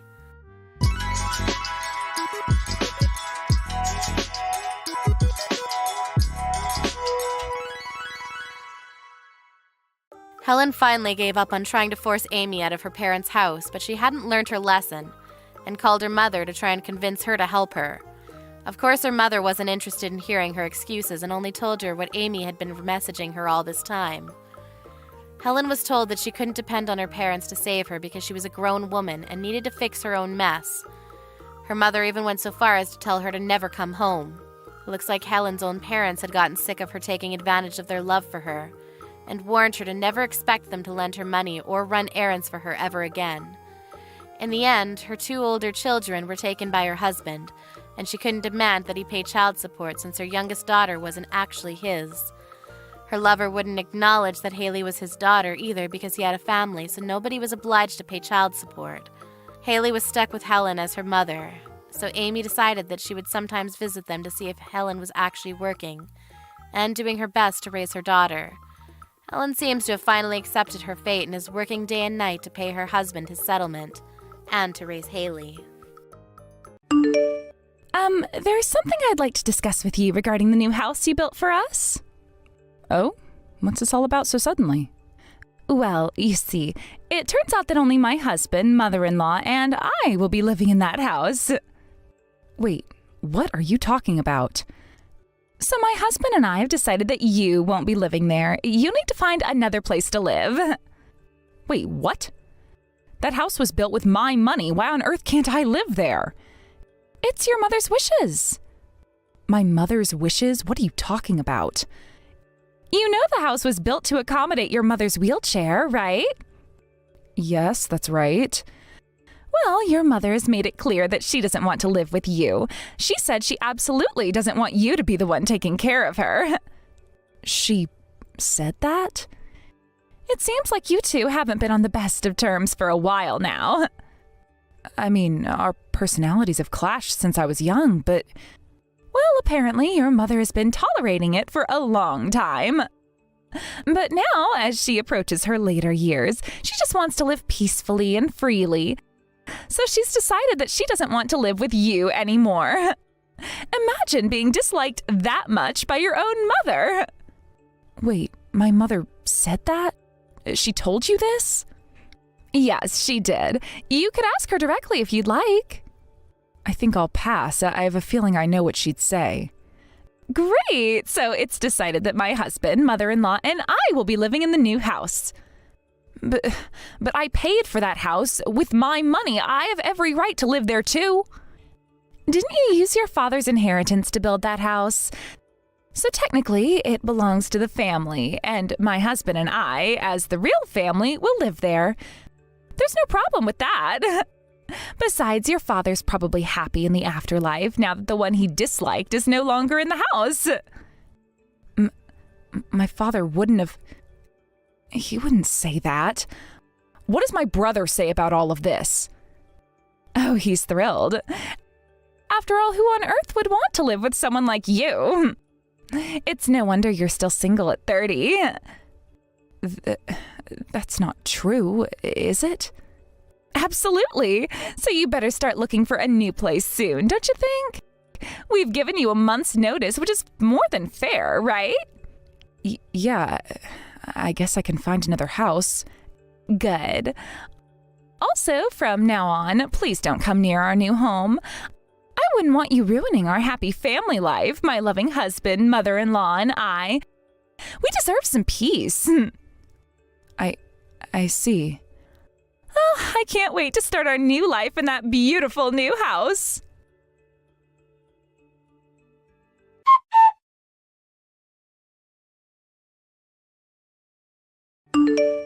Beth, did you go have a look at the new house? No, not yet. I visited a few times while it was still under construction, but it's not quite finished. Wow, I'm still shocked that you're really building a house. Really? Why so surprised? Well, I mean, you built it for Mom, right? Yeah, so? Come on, you and Mom haven't exactly been best friends. You two have had a rocky relationship for as long as I can remember. That's true, but I promised Dad. It was one of the last things he asked me to do before he passed away. He made me swear I'd take care of Mom. Dad really put that on you? Even though he knew how hard things were between you and her? He did, yeah. I think he just didn't want her to be left alone. He asked me to make sure she was comfortable, especially since she's in a wheelchair now. I don't know how you do it. I mean, I know you love Dad, but caring for Mom all these years, and now you're building a house just for her? That's a huge responsibility. I know it seems like a lot, but Dad was everything to me. If this was what he needed for peace of mind, I'm happy to do it. You even took a job where you could work from home so you could be around for her. That's a lot to take on. You don't think you deserve a break? I've thought about it, but being here for her is something I'm okay with. I knew it would make caregiving easier. I still feel bad about it, though. I should have done more. You've been carrying this all by yourself. Don't feel guilty. You've had your own life to take care of. And now, with your job and marriage, you have new responsibilities. I never expected you to carry this burden. But that's just it. I should have stepped up. I just feel like I've let you down all these years. You haven't let me down at all. Really, I don't mind. Besides, we're family. We help each other out. I'm just saying, now that I've got things more settled with my life, I want to make sure I start giving back to you. You've sacrificed so much. That's sweet of you to say, but don't worry, I'll be fine. I know, but still, it feels strange thinking about living together again. I haven't lived with you since high school, and that was, almost 10 years ago? It does feel strange, doesn't it? A decade is a long time. Yeah, it is. But it'll be nice, right? All of us under one roof again, just like old times. Actually, that's what I wanted to talk to you about. What do you mean? Well, I've been looking at apartments. Wait, what? Why? Isn't the new house for you, Mom, and me? Yeah, but it looks like I won't be moving in with you all. What are you talking about? You built that house. It's yours. Why wouldn't you move in? Maddie suggested it might be better if I found my own place. My wife, Maddie, said that? Why? It's complicated. She feels that it might just be better if just you, her, and Mom lived there. That doesn't make any sense. You built the house for Mom. You're supposed to live there too. Yeah, that's what I thought at first, but Maddie brought up some things that made me reconsider. What things? What did she say? Well, she pointed out that maybe Mom would be happier living with just you two, that maybe my presence would complicate things. Complicate things? How? You've been taking care of Mom for years. I know, but Maddie thinks Mom might be more comfortable without me around. I guess it's more about giving Mom space. She doesn't want her feeling crowded. That sounds like Maddie's trying to push you out of the picture. Are you sure that's what Mom wants? Honestly, I don't know. I haven't talked to Mom about it yet, but I trust Maddie wouldn't suggest something like this if she didn't think it was for the best. I don't know, Beth. Something feels off. You've done so much for Mom. You're the one who's been here for her day in and day out. I'm not upset. If it's better for Mom, then I'm willing to step back. I've always wanted what's best for her. So, what happens now? You're really gonna move out? I think so. I'll find a place nearby so that I can still visit often and help when needed. I won't be far. Are you sure about this? Yeah, I think it'll be fine. Maybe it's time for me to have a little space too. I guess, but it still feels weird. It does, but sometimes change is necessary. We'll figure it out.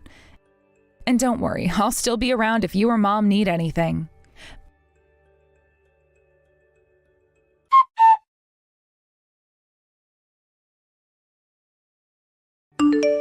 Beth, could you leave the key to the new house in the mailbox? I'll pick it up on moving day. Hey, are you really sure I can't live there with you all? I spent so much money building that house, and now I don't have any money left for a move. No, sister-in-law, we've already been over this. We agreed, didn't we? You're moving out. Actually, I don't recall making such a promise. Oh, stop it already. For once in your life, try considering how your parents must have felt. My parents' feelings? What do you mean? Can you imagine how much it must have pained them to raise a daughter they didn't even like? This is your one and only chance to do something for them. The least you can do is accept our request without causing a scene. I see. Well, I've already done a lot. I built the house, cared for Mom, and tried my best to be a responsible family member. Even though Mom and I never got along, I always considered her family. It looks like that was all just in your head. But I accepted you too, you know. As my brother's wife, I thought of you as part of the family. I welcomed you as someone important to him. Why are you treating me like this? You're supposed to be close to Mom, right? Can't you at least try to convince her to let me stay? Are you serious? Of course not. Why would I do something like that? My share would get smaller. Wait, your share? What are you talking about? I'm talking about the inheritance, of course, and my husband's earnings. What does that have to do with anything? I'm saying that I don't want to share any of that money with you. It's all mine. But the inheritance was already divided between me and my brother. I'm not going after your husband's money. Oh, please. You and your little remote job, you're not making enough to even get by. I'm not risking anything when it comes to my husband's income and our future. That's ridiculous. The inheritance was settled a long time ago, and I don't care about his earnings. Yeah, right. Like I'd believe that. You work from home, and let's face it, that's hardly a real income. All the wealth and earnings belong to me. The only reason I even married your brother was because he was an elite with a fat paycheck. I see. So that's all this was to you? Just money? Of course. What else is there? I've heard enough. Now, I understand what this is all about.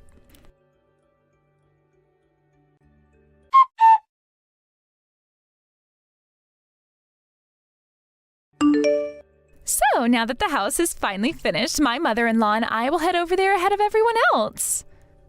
Oh, really? Well, how thoughtful of you to go out of your way like that. I truly appreciate everything you've done for us. You went so far as to build this house just for us. Now we'll never have to worry about finding a place to live for the rest of our lives. Isn't my brother going with you guys? Oh, he said he had some other errands to run, so he left this morning. For now, it's just the two of us heading over to the new house. I see. But honestly, isn't it quite pitiful? Pitiful? What do you mean? I mean, you went to the extent of building an entire house only to end up handing it over to us. If you don't think that's pitiful, then what would you call it? Well, laugh as much as you want. Have you already found a new place for yourself? There's no need for me to discuss that with you. True, but just so you know, mother-in-law mentioned that she's completely severed ties with you. I expected nothing less from her. Well then, I hope you get along well with her. Yes, and do make sure to leave the family home as soon as possible.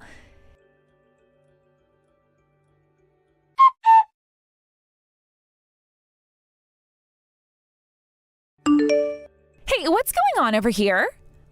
Oh, I see you're contacting me again, despite our arrangement to sever ties.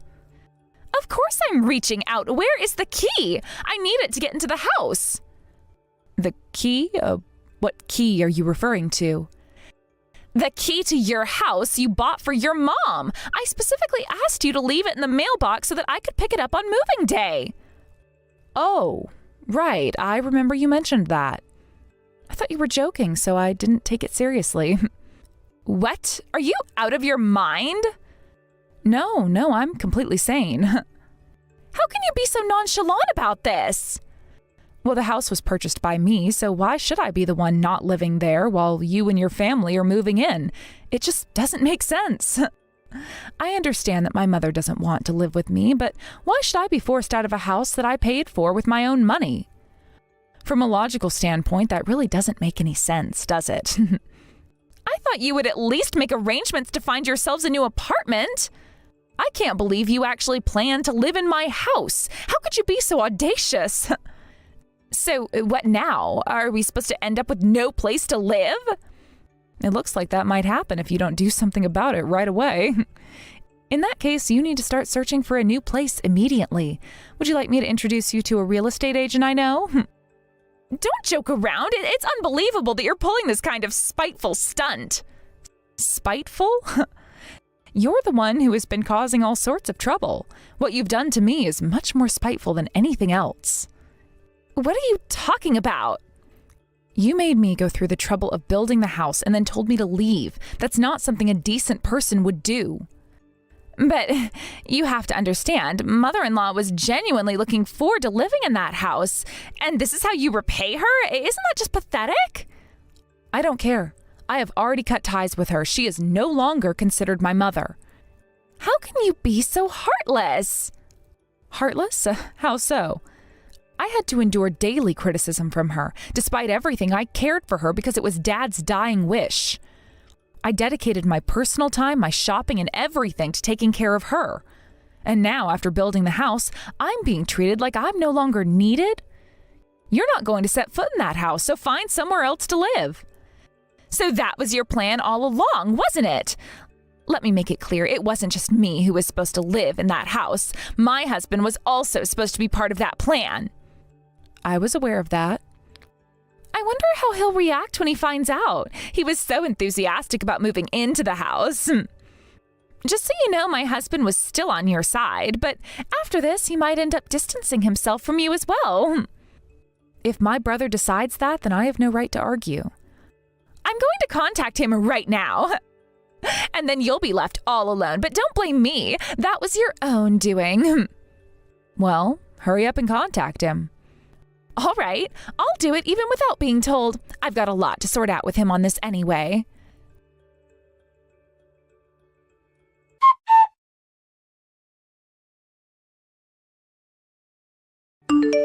Mitch, we've got a problem. Maddie, what's happened? I can't get into the house that Beth bought. It's locked, and she's refusing to give us the key. What? How did this happen? Is there some sort of trouble? It's not a mistake. It's deliberate. Beth is trying to force me and your mother out. Beth is doing that? But why? I thought she was committed to helping out. Well, apparently she's changed her mind. She claims that your mother and I are a nuisance and doesn't want us around. But you and my mom haven't always seen eye to eye with her. Still, I didn't think she'd go this far. Are you sure this is happening? Absolutely. She built the house for your mother and promised it would be our new home. But now that we've completed all the moving preparations, she's saying we can't enter the house. It's like she's deliberately trying to make our lives difficult. This sounds like outright harassment. Doesn't it? I am so frustrated. It's like she's forgotten all the promises she made. This isn't just about moving. It's about her being cruel and unjust. You really believe this is her trying to harass you, though? Yes, I do. Why else would she do this if not to cause trouble? It's her way of getting back at us. Well, let me be clear. The root of this situation isn't just my sister's actions. It all stems from the relationship you and my mom have had with her. What are you talking about, Mitch? Are you saying this is our fault? Yes, that's exactly what I'm saying. Do you think I'm unaware of what's been going on? This situation didn't just come out of nowhere. I see. So Beth must have been feeding you lies about us. That's why you're blaming us. That's not it at all. This situation is more complicated than you're making it out to be. Why else would my sister choose not to live in the house she bought? Well, she didn't share the details, and neither did you or your mother. I thought it was something you were all aware of. You should have questioned the situation more thoroughly. The person who built the house wasn't planning to live there, and you didn't think that was strange? I didn't question it because I'm not familiar with these family dynamics. If you had any common sense, you would have seen that forcing your sister-in-law out was wrong. But it was your mother who was the one being unreasonable. And yet you sided with her instead of trying to find a solution. You also reported it as if my sister was at fault. I'm disappointed in both you and my mom for how you've handled this. Wait a minute. Let's not jump to conclusions. Think about how much effort my sister put into supporting my mom. She went through a lot to build the house. It was a huge financial burden, and she took on a massive mortgage just for my mom's sake. But wasn't the home purchased with your father's inheritance? No, Beth didn't use any inheritance money for this. She loved our dad deeply and wanted to preserve his legacy. She earned the money herself and used it to buy the house.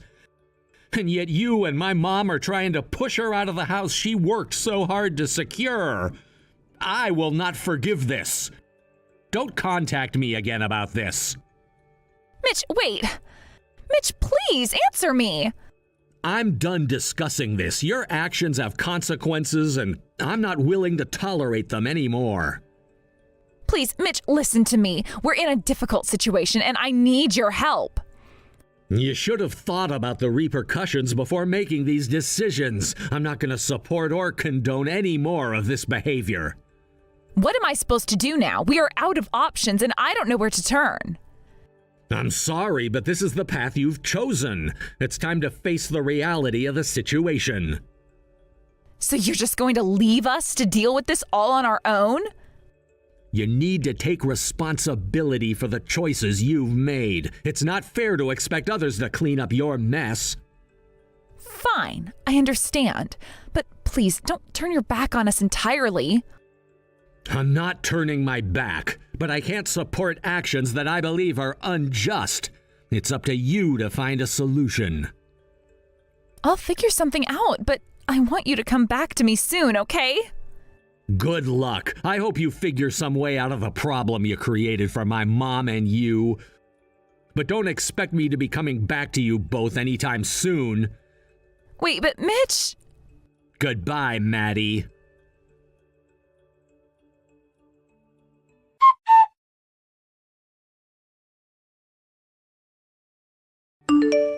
You really went and told my husband about all this, didn't you? Told him? What are you talking about? Because of you, I can't get in touch with him anymore. Oh, that. Well, I did mention to him that there might be problems with moving into the new house. He asked for details and I gave them, but it wasn't snitching. I just answered his questions. So what you're saying is we can't actually move into the new house? Given that you and my mom tried to push me out, it's not surprising that you won't be able to live there. Well, it's not the end of the world. I'm not too worried about not being able to move into that house. Oh, really? You don't mind? Yes, really. I was thinking of moving into the new house because you said you built it, but if you don't want us there, fine. I still have my apartment with my husband, so we'll just live there with your mother. Oh, that's actually a good alternative. It's great that you've thought of something. But isn't your husband quite upset about all this? He's definitely not happy, but he won't just abandon his mother. He's not the kind of person who would leave her in a lurch like that. So if we end up living together, this argument should blow over soon enough. That might be the case. And you'll just be all alone in the new house. Whether I'll be alone or not is uncertain, but I'm pretty sure you won't have a home to go back to. What do you mean? My brother told me he's already started the process to end the lease on that apartment. He's ending the lease? Yes, as soon as I updated him about the situation, he took immediate steps to cancel it. But he said the lease termination was still some time away. It seems that once he received my report, he acted swiftly to terminate the lease. Why would he do that? He saw firsthand how much effort I put into caring for our mom, and he was frustrated that you and her had ignored that. He decided it was necessary to act quickly. So, what about my husband? He's found another place to live, and he's made it clear that he won't be sharing that information with you or our mom. This is unbelievable! So, you and my mom will need to find a new place. Finding a new place shouldn't be too difficult. Oh, you're quite confident about that. Of course, we have the money to find a new home. It's not an issue. Money? But aren't you and my mom both out of work? We have resources. There's still the inheritance from your father. Oh, really? Oh, you seem to be quite uninformed then. What are you talking about? My mom has already blown through that inheritance on some dubious investments. What? That's impossible! It's very possible. If you don't believe me, ask her yourself. She poured all the money into risky ventures and lost it all. I had no idea about this. I'm not surprised. Knowing my mom, she wouldn't openly discuss her financial mishaps with anyone. That old hag! Please don't speak about my mom that way. So you're just leaving her behind now? I've done everything I could for my mom. I put up with her constant criticism for my dad's sake, but now that she's rejected me, I'm under no obligation to continue. My mom chose you, and I'm stepping aside for her happiness. I will leave it to you to care for my mom now. So, you're really abandoning her? I'm not abandoning her. I'm simply no longer responsible for her well-being. You and my mom will need to figure things out on your own. I can't believe how selfish you're being. Selfish? I'm just setting boundaries. I've given more than enough, and now it's time for me to focus on my own life. And what if things don't go as planned? What if you end up needing support? I'll handle that if it happens. Right now, I'm focusing on making a fresh start and moving forward with my life. You really think everyone will be fine just like that?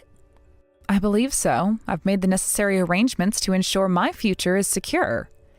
And what about us? Where does that leave us? It leaves you and Mom with the task of finding a new place to live. I hope you're prepared for that challenge. You've made things incredibly difficult for us, though. I'm sorry you feel that way, but I'm not responsible for your situation after what you both did to me. I'm just trying to move forward.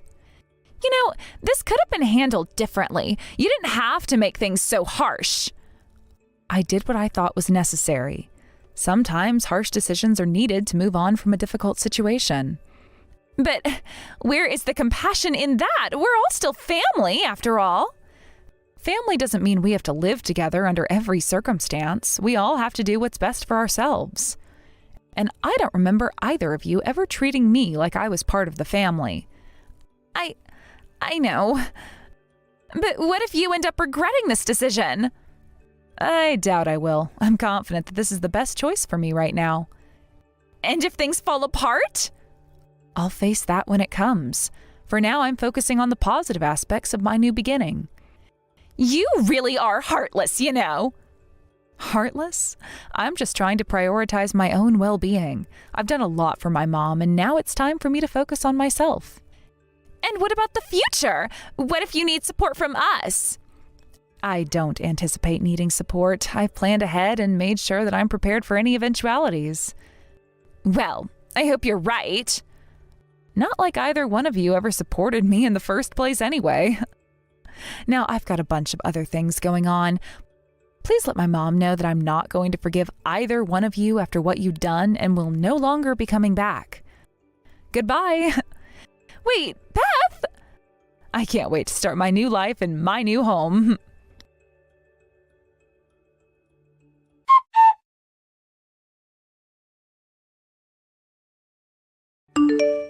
So, in the end, Maddie decided to divorce you and won't be living with Mom anymore, right? Yes, it's true. I have indeed decided to leave Maddie and not stay with Mom. I had a feeling that Maddie would eventually abandon Mom. It seems like she was only interested in Dad's inheritance. Exactly. Maddie's interest was always in Dad's estate. She treated Mom kindly all this time just to secure her position. It's clear now that she had ulterior motives. It's so disheartening to see that my own wife would go to such lengths to get what she wants. But I suppose that's no surprise given what we've seen so far. Yes, it's disappointing, but now we need to think about what to do with Mom. What's the plan for her? As we discussed before, I'll be putting her into a care facility. The cost of that will be covered by me. Are you sure you can handle it? With the divorce and everything, won't it be difficult? Don't worry about that. I know I've asked you to take care of Mom for so long, so this is the least I can do. I want to make sure she's well taken care of, especially since Maddie is out of the picture. I appreciate that, but what about you? Are you okay with everything? It sounds like you're going through a lot. Don't worry about me. I've grown up a lot and I can handle things on my own now. I'm an adult and I've learned to take care of myself and make my own decisions. I see. It's strange how quickly things have changed. I remember when you were younger and now you're handling everything so maturely. I'm proud of you. Thanks, Beth. It hasn't been easy, but I've had to step up. Losing Maddie is tough, but I know it's for the best. It's time for a new chapter, both for me and for Mom, hopefully. Absolutely. It's important to move forward. And as for me, I want to focus on my own happiness from now on. After everything that's happened, I think it's time for me to prioritize what I want. That sounds like a good plan. You deserve to be happy. I hope you find what you're looking for and live a fulfilling life. Thank you. I'll need to think about what truly makes me happy. I guess in a way, I've always focused so much on taking care of everyone else that I forgot to take care of myself. It's understandable. Sometimes when you're busy taking care of others, you neglect your own needs. But now is the time for you to find joy and contentment in your own life. Yes, it is, and it's comforting to know that you're taking charge of things. It's reassuring to see how responsible you've become. Well, I've had to learn quickly. Life throws unexpected challenges at us, and we have to adapt. It's been a journey, but I'm getting there. I can see that. And even though we've had our differences in the past, I want you to know that I support you. I'm here for you and we're in this together. Thanks, Beth. I feel the same way. Despite everything, we're family and we need to support each other. I'm glad we're able to talk openly and share our thoughts. Me too. It's been a difficult time, but talking things through helps. I hope that moving forward, we can both find peace and happiness. I hope so too. It's important to find closure and move on from the past. We've been through a lot, but we can start anew and focus on creating a better future. Yes, exactly. And with everything that's happened, I've learned to appreciate the little things more. Life's too short to dwell on the negatives. That's a great outlook. We should cherish the good moments and make the most of what we have. It's the best way to honor the memories and move forward positively. Absolutely. And with Mom hopefully going to a good place and us finding our own paths, I think we can finally start to rebuild and find our own happiness. Yes, let's do that. We've been through so much, and now it's time for us to take control of our lives and create a future that we can be proud of. Agreed. Here's to new beginnings and finding joy in the journey ahead. We've got this. We do. And no matter what happens, we'll face it together. Thanks for being here and for understanding. It means a lot. Anytime. I'm always here for you. Let's move forward with hope and determination. Sounds like a plan. Let's embrace the future and make the most of every opportunity that comes our way.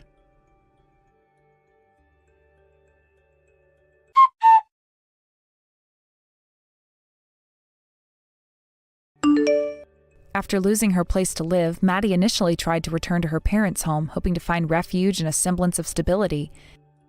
However, the situation was far more complicated than she had anticipated. My brother had already informed her parents about everything that had transpired, including the contentious issues and family disputes. This disclosure ignited a furious reaction from her parents, who were outraged by Maddie's actions and decisions. Her parents' anger was palpable and intense, leaving Maddie with no choice but to seek alternative solutions. Her attempts to reconcile or find a way back to her family home were thwarted. The relationship with her parents was now irreparably damaged, and Maddie found herself isolated from her own family. The support she had hoped for was now completely out of reach. In the immediate aftermath of this family fallout, Maddie sought temporary refuge with friends. She stayed at their homes, hoping for some stability and a chance to regroup. However, this arrangement was short-lived. While it provided a temporary solution, it was clear that she could not remain a guest indefinitely. The instability of her situation soon forced her to look for a more permanent solution. After a challenging and stressful search, Maddie managed to secure a small, inexpensive apartment. This apartment, while modest and far from ideal, was a place she could call her own. It was a necessary step towards regaining some semblance of independence and control over her life. Despite the new apartment offering a roof over her head, Maddie's financial situation remained precarious. To support herself financially, Maddie took on a part-time job at a convenience store. However, this new job brought its own set of challenges. Adjusting to the fast-paced environments and the demands of the role proved difficult for her.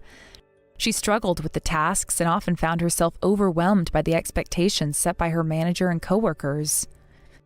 The pressure and constant criticism took a toll on her, and the stress of trying to meet job requirements only compounded her difficulties.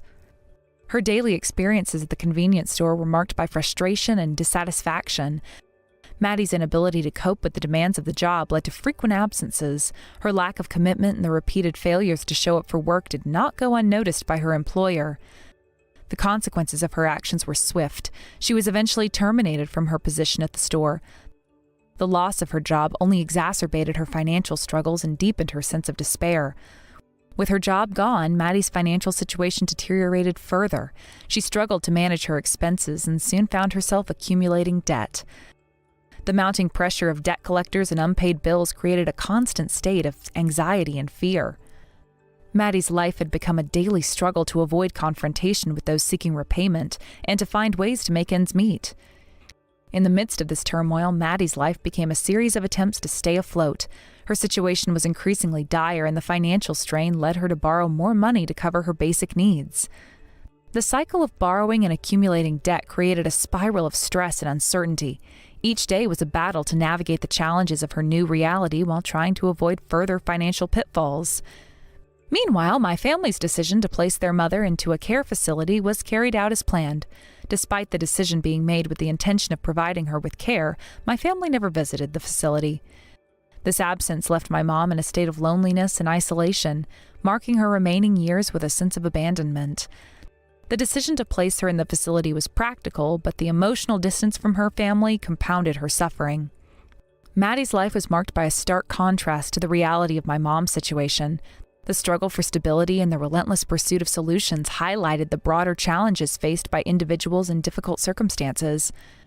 Her experience was a reflection of the emotional and practical difficulties that can arise from strained family relationships and financial instability. As Maddie continued to navigate the consequences of her decisions and the impact of those around her, it became evident that her path forward would be fraught with obstacles. The challenges she faced in securing stable employment and managing her finances illustrated the difficulties of rebranding life after significant setbacks. Her story became a testament to the resilience required to overcome adversity and the profound effects of family dynamics on individual lives.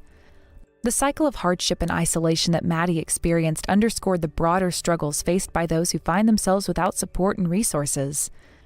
Her journey was marked by the continuous effort to cope with the fallout of past actions and to find a way to move forward amidst overwhelming challenges. The stark contrast between her struggles and my family's detachment revealed the emotional and practical complexities of navigating life's difficulties.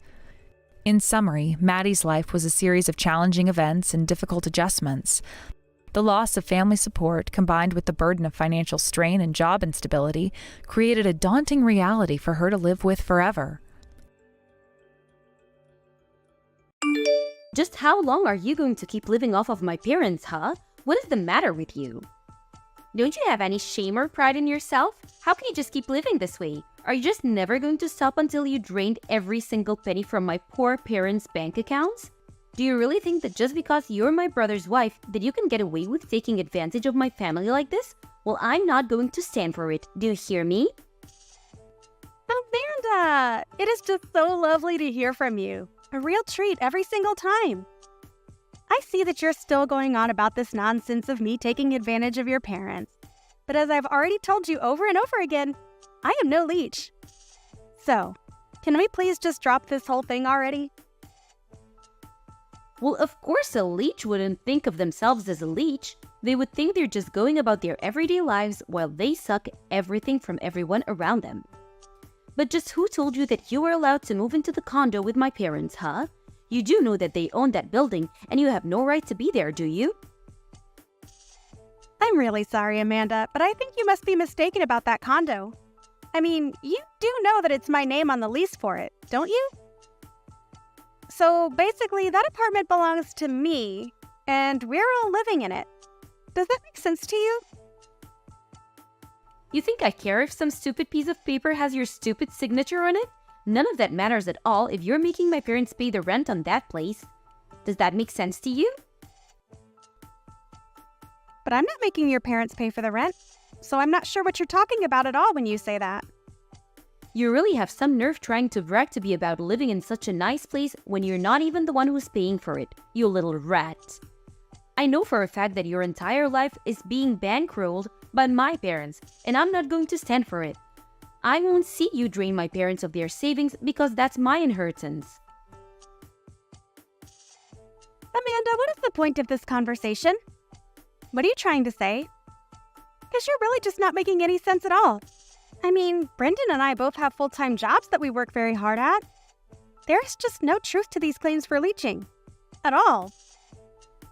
So, I really just want to know what is going to make you happy, or at the very least, stop sending messages like this to me and accusing me of things I'm not doing.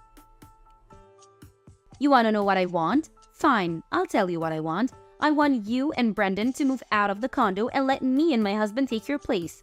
That's what would make me happy. Really? Is that really what you want to happen to solve this? Even after you've spent years barely even talking to your parents? I don't understand. Why are you suddenly wanting to move in with them now? Did something happen? Do you need some kind of assistance? Oh, shut up. I wouldn't accept help from you if we were the last two people on Earth. I just wanted to be there for my parents now that they're getting up there in age. Is that really so bad? I just can't help but think that they must need some assistance living in that giant condo all by themselves. That's why it would be best if my hubby and I moved in and took your place. My husband is already on board, so you might as well just say yes and move out. Well, first of all, your parents literally do not live alone. Brendan and I also live in this condo, as you well know. But I still don't understand why you think you and your family would be able to move in with us. I know this place is big and all, but I think we're already at maximum capacity with the 4 of us. And I just can't see 6 people sharing this space comfortably. Sharing? What on earth are you talking about? Do you really think that I would ever want to live with you? Sorry, then what are you talking about? What is it exactly that you want from me? I want you and my no-good nerdy brother to move out of that condo so that my husband and I can move in. I already made that very clear in other messages. I'm ordering you to move out right now. Do you understand me? But I thought I already explained to you that I own the condo. The lease is under my name and everything, so I don't understand why you would want us to move out. I already told you that I don't care whose stupid signature is on what stupid paper. You're living with my parents, and as her actual child, I have the right to demand to live with my mom. Over you. You're just standing in the way and being obstructionist at this point, so just leave us alone already. So I guess you're just going to completely ignore the fact that your brother is also here and living with your parents then? And if you really think that we're such awful people to be around your parents, why don't you go and ask your mom herself what she wants? I mean, they were the ones that moved into the condo with us, I'll have you know. Oh, I will go and ask her. You can count on that, Tracy. But in the meantime, you and Brendan should pack your bags and get ready to leave. So, you're really serious about this then? You're really going to try and kick Brendan and I out of our own condo? I don't even know what to say to that. I mean, it's clear that you haven't even talked to your parents about any of this. Maybe you should do that first before jumping the gun like this.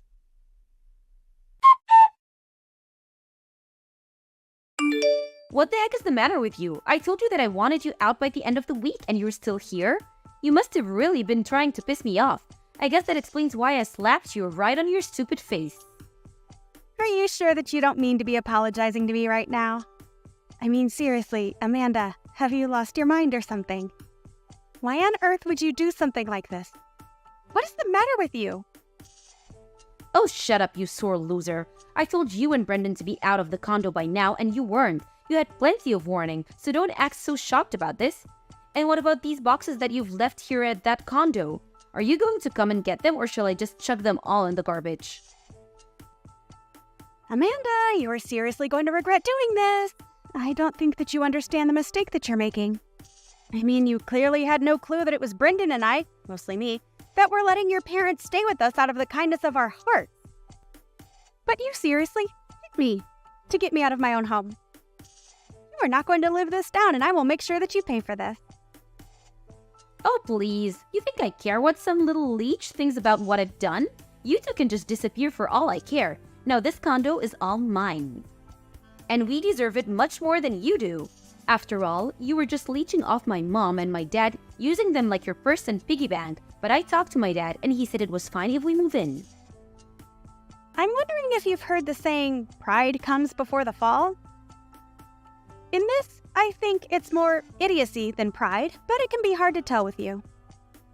I mean, you really just don't know when to quit, and now you've gone and made a real mess of things for everyone. There you go. Now the real you starts to come out. You know that people only resort to name-calling when they have nothing of value to add to a conversation. And besides, don't go acting as if you weren't trying to steal my family's home around from them. I was only doing what I had to do to protect my parents from horrible people like you and my brother. So just shut up, accept that you've lost, go and never come back, and take my stupid brother with you.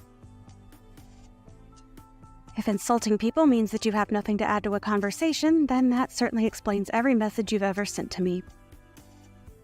I seriously can't deal with you when you act like this. You are just being totally unreasonable and I can't stand it. Oh, just give it a rest already, would you? You've lost. Don't you see that? I won. The condo is mine. My parents are safe and all is right with the world. Now my husband and I are going to live with and take care of my parents, and you two are never ever going to bother any of us again.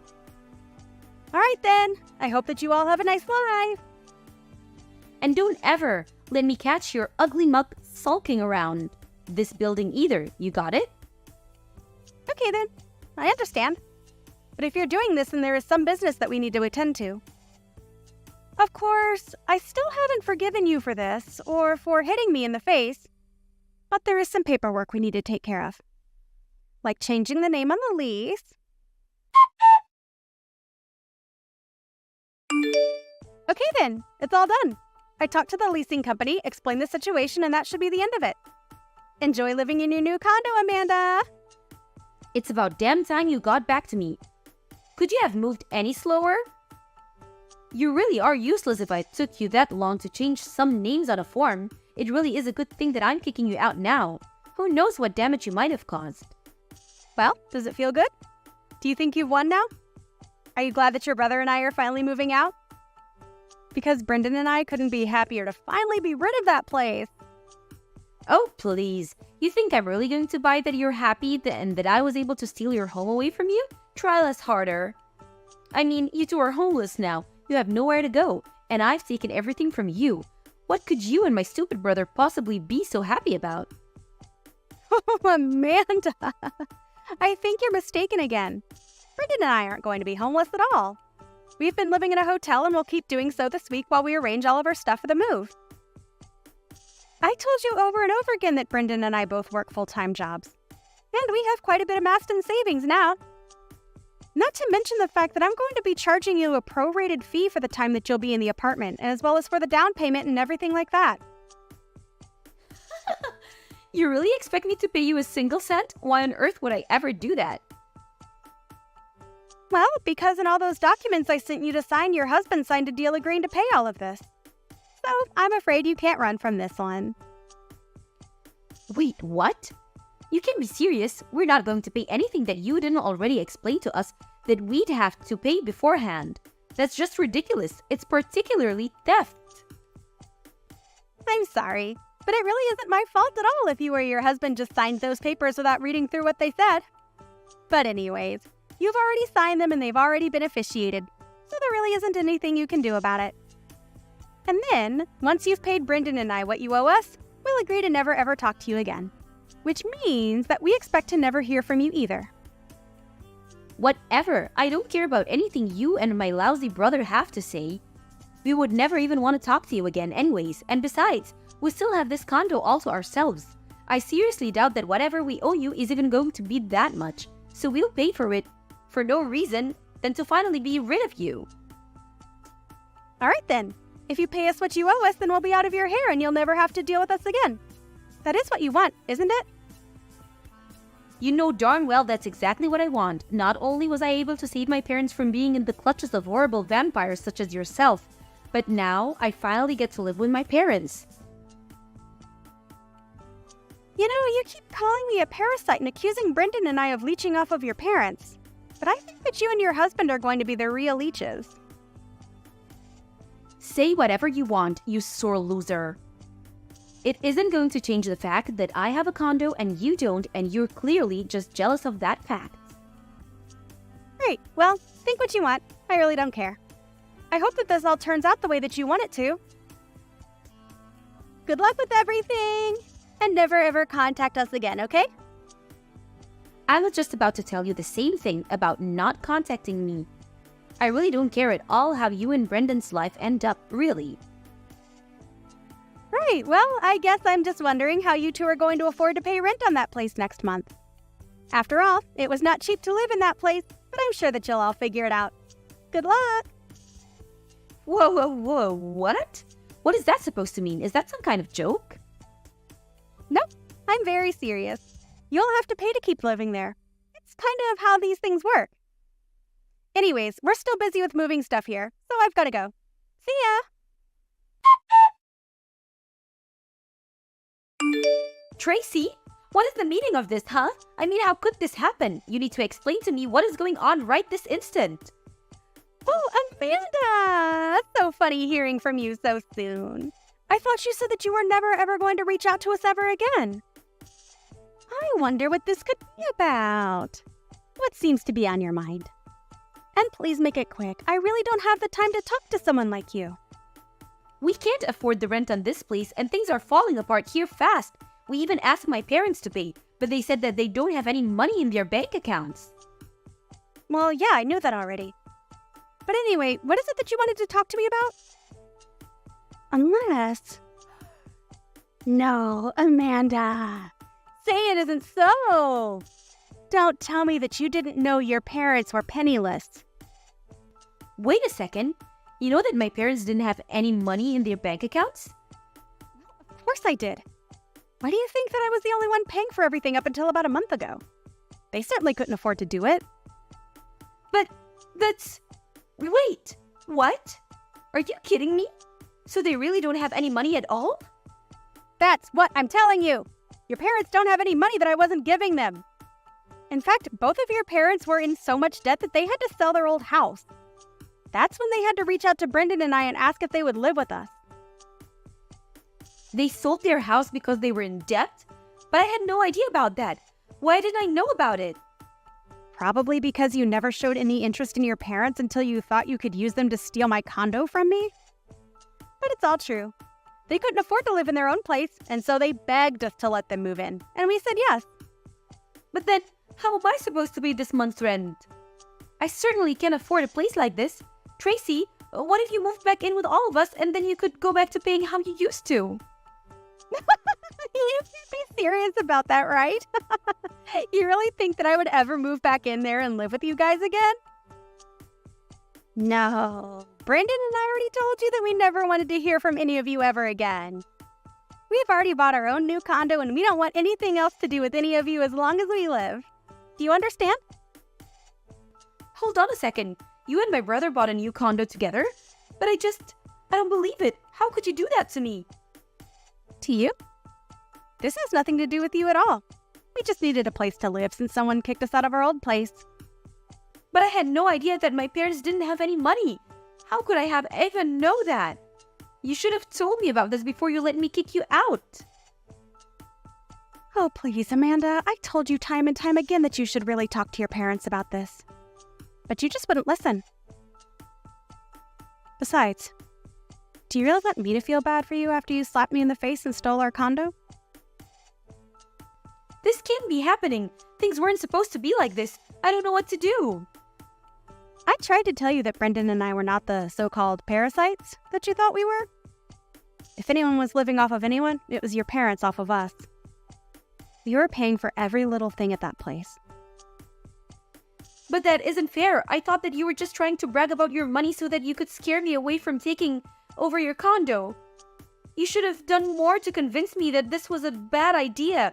This is all your fault. We were so happy to get to live in this huge place because we thought it was going to be free. But it's not like that at all. How could you do this to us? You betrayed us. Betrayed you?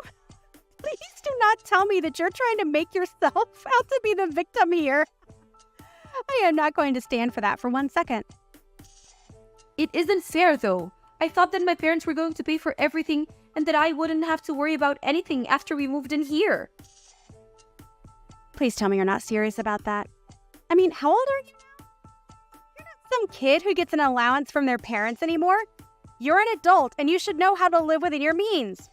Although, I can't say that I entirely blame you for not knowing how to save money, given the fact that your parents clearly didn't know how to do that either. But if you thought you wouldn't have to pay for anything, then you've just been delusional this whole time. But I just wanted my parents to pay for things. Repeating it isn't going to make it happen. You do realize that, right? Saying that you want your parents to pay for everything isn't going to change the fact that they don't have any money. Brendan and I wanted to live in that condo where you all are at for so long. We waited and waited and waited on a list for vacancies, and then we were finally able to secure one. And then, not only your parents, but then you and your husband came and took it all away from us. but I've already signed over the condo to your husband. So it's your problem now. What do you mean you signed it over to him? That doesn't make any sense. When did this happen? Last month, Amanda. It happened last month when I sent that paperwork for you to sign. Did you really not read any of it? Well, I kind of more just skimmed over the first page of all the different stacks, but I thought that was where all of the most important information was. All right then, that's fine if you did that.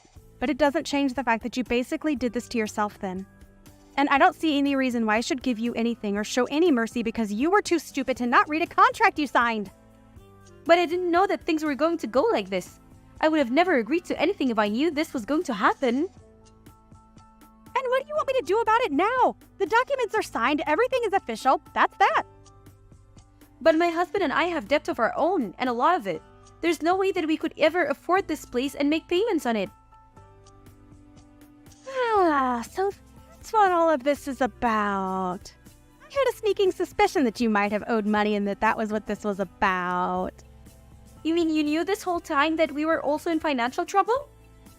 Well, I did think it was weird that you two didn't own a home at all and that you were so eager to move in with your parents when you thought they were paying rent. It was just a guess of mine. But now I know that it's true. But I still don't know what I should do. How do I get out of this mess now? Well, one thing you could do is to look through the copies of the documents that I sent you. I think you'll see that if you fail to pay the rent, they will make a payment plan using your salary and take up to half of it while keeping a running tab for you that you'll have to pay at the end of the year. But how much do I owe the building already? Well, given that you two are technically new entrants, you have to pay the entry fee. Plus the space, of course. I think you're looking at around $10,000? $10,000? Are you kidding me? I don't have that kind of money. Well, you better come up with it soon or else your debt is only going to go up. Oh, and by the way, the building does add interest onto the running tab that they'll keep for you. Anyways, have a nice life. I'm going to block you after this, and then Brendan and I are never going to have to worry about you or your parents ever again. Wait, you're going to block me? You can't do that. Please, you have to help me. You can't just leave. I didn't block Amanda for a while after that, just to see what she would send me. She kept begging for help and for me to give her Brendan and I's new address. But I was never ever going to do that. It was long afterwards that I blocked her. I heard from some old neighbors in the building that loud fights could be heard from our old unit, and that by the end of the month, they saw Amanda and her family packing up their boxes and moving out of the condo. I have no idea where they all are now, or what they're going to do about their debt. Right now I'm in the middle of shopping for groceries. And what about you, Dominic? I'm heading home to my parents' house. I've decided to make them my main priority now. Your priority? What are you talking about? I want to be back with my parents now, living in their house and spending time around them. What? Why are you planning to live back there with them now? What about us here? You will come with me and live with my parents here as well. Why would you ask such a stupid question? But you can't just make a decision like that so quickly. I have a lot of things going on myself, and some of those things might require me to stay at our home. What? Are you going to listen to what I'm saying then? Who is the one you should be thanking for giving you the life you have? I am the one you should be thanking. It's because of me that both you and our son, who can't support yourselves on your own, are even able to have a roof over your heads. I understand that it's due to your income that we're all able to have a house and food on the table. But why are you wanting to go back and live with your parents now, out of nowhere? Because my mom is 65 years old now, and my dad is planning on retiring soon. I can tell that pretty soon, his body isn't going to be working so well. So there has to be someone close to them to take care of them. But the last time we were over at their house seeing them, they both seemed to be doing very well by themselves. I really don't think we should be forcing ourselves to move back with them and live there quite yet. And if something really bad were to happen to one of them, would you be able to take responsibility for it? No, I wouldn't be able to. Then let's do as I've said. No matter what else you have to say to me, we're going back to live with my parents. But what about your job? It'll take way too long for you to get into work every day from their house. They live so far away from here. Well, about that. Right? That's why we can't just get up and move all the way out to their house like you're wanting to. I'll make sure when I have more time to myself that I use it going over to their house to check up on them, okay? Will that help you relax a little? Alright. Thank you. Can you please go and tell your parents that?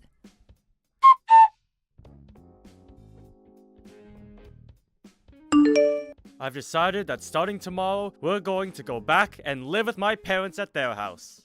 We're all going to be moving out of here, so come back home and start getting all of our things ready to go. What are you talking about, Dominic? What? Do you not remember anything from the last time we talked? We were both talking about how I wanted all of us to move back home to my parents' house. You couldn't have forgotten about all of that yet. Wait, I do remember all of that. But we ended that conversation saying we didn't need to move back with them, right? There was the whole issue regarding you getting to work every day from their house. And I've made sure to fix all of that myself. Fix all of that? How were you able to do that? Don't be so surprised by what I can do. I asked my company if they'd let me transfer to another office. Transfer offices? That's right. There's a smaller office closer to my parents' house, and that's where I asked them to move me to. Why would you take all of that this far? Shut it, Bailey! I told you that we were going to move in with my parents, and that's what I've been trying to do. Luckily, my higher-ups allowed me to transfer out of the main office, so starting tomorrow, I'll be working from that smaller office. Wait! Why would you keep all of this from us? Something as important as that has been going on with you, and you were going to hide it from your son and I until the very last minute? What about your parents? I'm sure your mom is shocked to hear about what you've done, right? Don't worry about it. I made sure to let my mom and dad know this was happening way before I told you. You're kidding, right? So it was just your own family that you were hiding all of that from? That's right. I knew you'd be whining about it all the time, so I made sure to never tell you a thing. I cannot believe this, Dominic. What the hell were you thinking? Why would you do something like that to us? You guys are both very important to me. But you're not my family. You're both my subordinates. I am the one that has been supporting the both of you with my income, right? So it's only fair I view the both of you as below me. What the hell? Now, as for right now, you head home and start getting all of your things together, and then make your way over to my parents' house. And once you're moved in, I want you to start learning about all the chores you're going to be taking on from my mom. Do you understand that? I am not going to let you start cooking crappy food for everyone in my parents' home. The fact that we have to move now? Well, there's no other choice, I guess. You already transferred to another office, so you have to be closer to it in order to commute now. That's right. And that's why you need to get your butt moving. But having to live with your mom and dad is a bit... What? Are you trying to tell me you don't want to come and live with my parents now? That's not what I'm saying, but can't we at least move into our own place close to them? We can find an apartment close to their house to stay at. That way, whenever your parents do need help, we'll be right there.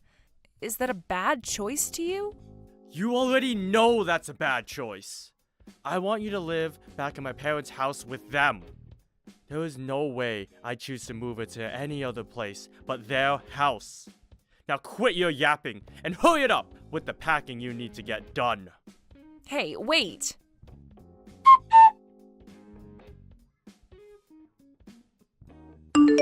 Jace, are you doing all right now? I am. Why do you ask?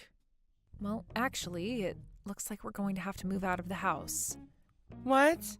Why do we have to move all of a sudden? Well, your dad, he chose to change locations for work without ever asking either one of us if it'd be okay first. And because of that, he wants us moving in with Grandpa and Grandma now. I knew it. Dad is always so selfish when it comes to things regarding the whole family. I'm so sorry about this. You don't have to apologize to me for what he's been doing. You're just as much a victim as I am right now, and I feel bad seeing you say things like that to me. No, you don't have to worry about me. I've gotten kinda used to your dad and how much he loves to make the choices in the house. But this time, he really took things a bit too far. Having to move in with Grandpa and Grandma now. I guess Dad has no idea that I'm not going to be able to live in a house like theirs, right? I guess he doesn't remember anything from what happened way back then. I know he doesn't remember a single thing from it. That guy doesn't give a crap about either you or I, Mom, and it's far too easy to tell him that. I tried to ask him if it'd be alright for us to move into a place close to Grandpa and Grandma's. I'm sure he said no to that, right? Yeah. Would it be impossible for just you and I to continue living in this house while he moves back to their house? I think so. The person paying for the rent of this apartment has always been your dad. I see. What am I going to do here? Calm down a bit. Huh? I'll make sure nothing happens to you, alright? But we have no other choice but to move into that house with everyone else, right? Don't worry about that. For the time being, let's both you and I just get all the packing taken care of before we make the move.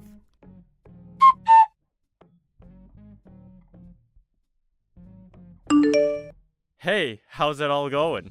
Have you been making good progress? Getting everything packed and ready to go? Hey, listen, there are a lot of things packed up, so it's been a bit difficult moving everything. Where are you at right now? I'd really like it if you came here and helped us out.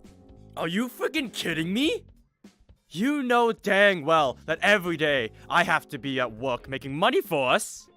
Unlike you, I'm actually out here working my butt off instead of just moping around the house. You do understand that I'm always getting all the chores done in the house, right? I have never once had the time to just mope around all day. Anybody can do chores, Bailey. Hell, even I could, if I really wanted. So stop trying to make yourself look all strong and powerful by saying you do a little cleaning. Then I'm going to have to be the one to work with the moving people and make sure all the paperwork is filled out so that they can take our things to the right address, right? Of course. Stop talking about all of that like you wouldn't be the one dealing with it. You really are such an idiot. And let me just say this right now. Even if getting everything ready to go is difficult for you, don't you dare slack off from the rest of your chores. When I get back home, dinner better be ready for me still. And the bath better be hot and ready for me as well. But I don't have the time to get to all of that. Can we just have takeout for dinner tonight? Are you kidding? If you're not even able to get the chores and cooking done for me, then you have literally no use to me anymore. Now quit with all that jabber and do as I tell you. I knew it. So that's the way you think of me, as your wife. What was that? Do you have something else you want to complain about now? No, nothing really. Then you listen to what I've said and do it. Understood. I'll do everything to the best of my ability. Get it all taken care of, you moron.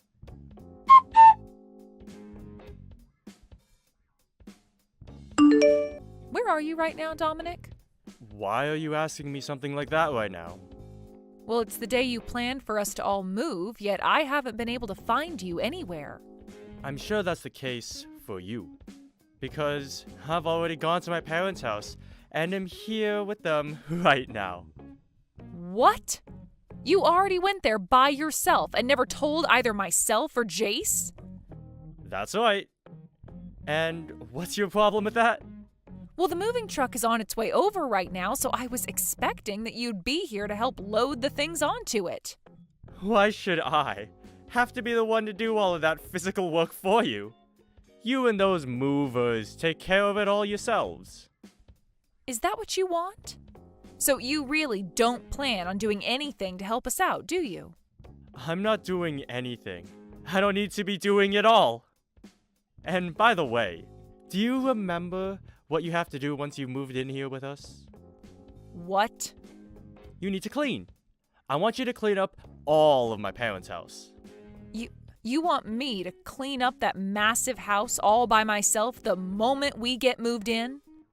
Well, of course I do. Who the hell else would be taking care of all that? Well, hasn't your mom been the one keeping up with all of that while you and I have been living here? And I told you already that she's too old now to have to be doing all of that. Cleaning is getting pretty hard on her body. So the only person that can do all of that cleaning in her place is you. So you're going to clean.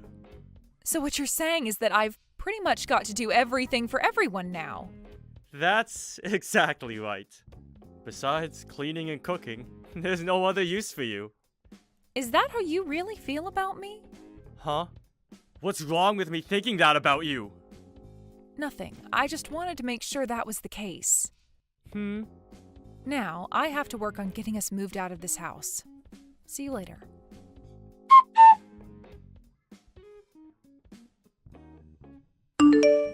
Hey, how much longer do you plan on keeping me waiting?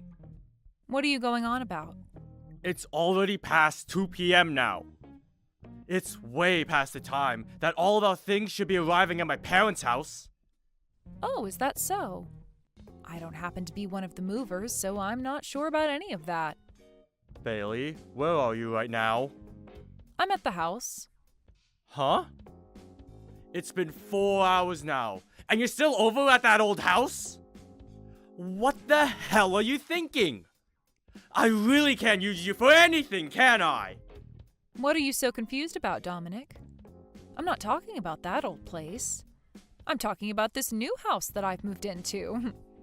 A new house? What are you even going on about, Bailey?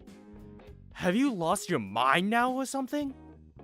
No, I'm 100% here and in the present. Both myself and Jace have moved into a new house. All of our things have already arrived at this new house for us, and we've already begun unpacking everything. Why is it taking you so long to get over here? Whoa, wait a dang second! Have you actually moved into a new house without ever getting my permission? I have. What the hell is going on here? I never heard a thing about this from either of you. I could have sworn I said something to you about it, though. I said I preferred us moving into an apartment close by to your parents' house. And I told you no to that option. And I told you no to living in that house with your parents. Yet you continued to think that we would all just move into there anyway with them. So if that's how things were going to be, then it shouldn't be a problem that I got myself this apartment and moved into here without taking your veto into consideration. No. But you never mentioned anything to me yesterday about how you'd be moving into that new apartment. I know. And that's because I didn't have any plans of telling you.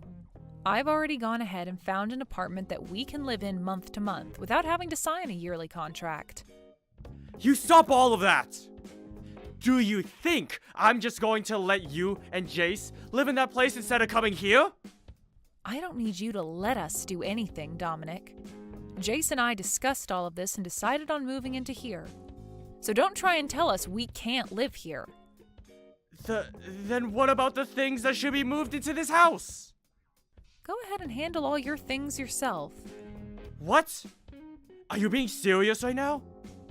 Well, of course I'm being serious. I've had enough of these games with you, so the only things I'll be saying now are very serious. Crap!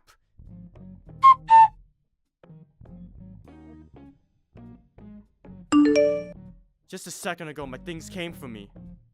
Well, isn't that wonderful for you? I suppose the movers were just caught up in traffic or something like that? I'm not worried about that anymore, though. So you're not kidding about wanting for the two of us to live in completely different places now, then? I was saying that just a little bit ago. So you're really not going to listen to anything I've been saying? And so what? Do you have no idea what you've done to us by doing all of that? Are you going to start whining about how what I've done is the cause of all our problems? If you're going to start pulling that, then I'll take action myself. No. I'm not trying to fight you on anything right now. Then what do you want to tell me? I'm just trying to say that the reason I chose to have us move back in with my parents is for all of our sakes. I want you to understand that, Bailey! For all our sakes? You mean just for your parents' sake, right?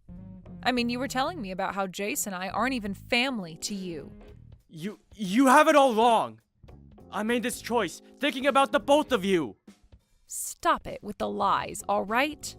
If you were thinking about us, then why did you never actually come to us and discuss what you wanted? And I know now that I was wrong for doing that. But come on, just think about it a little. If you guys come back and live with my parents and I, then we'll never have to pay rent. To us, this is a huge plus, and it'll really help us all out. You must have a really messed up head there. You would make all the effort to change offices and everything just so that we didn't have to pay rent anymore? It's not even like you were having any trouble paying the rent with your income, Dominic. But this was also about saving up money for Jace's future and all that. What is he going to do about school? If he moves back into that house with you and your parents, then he's not going to be able to make it to his high school every day. Are you going to ask him to change schools and leave all his friends? Well, about that, yeah. Wow, so you haven't been thinking about us. What has Jace had to say about all of this? Has he been saying he hasn't wanted to move in with his grandparents? You think he'd actually want to move at his age? No, I know for a fact that you're just manipulating him into thinking and saying that he doesn't want to move here. If that's what you think, then why not ask him yourself what he thinks? I will then. I will.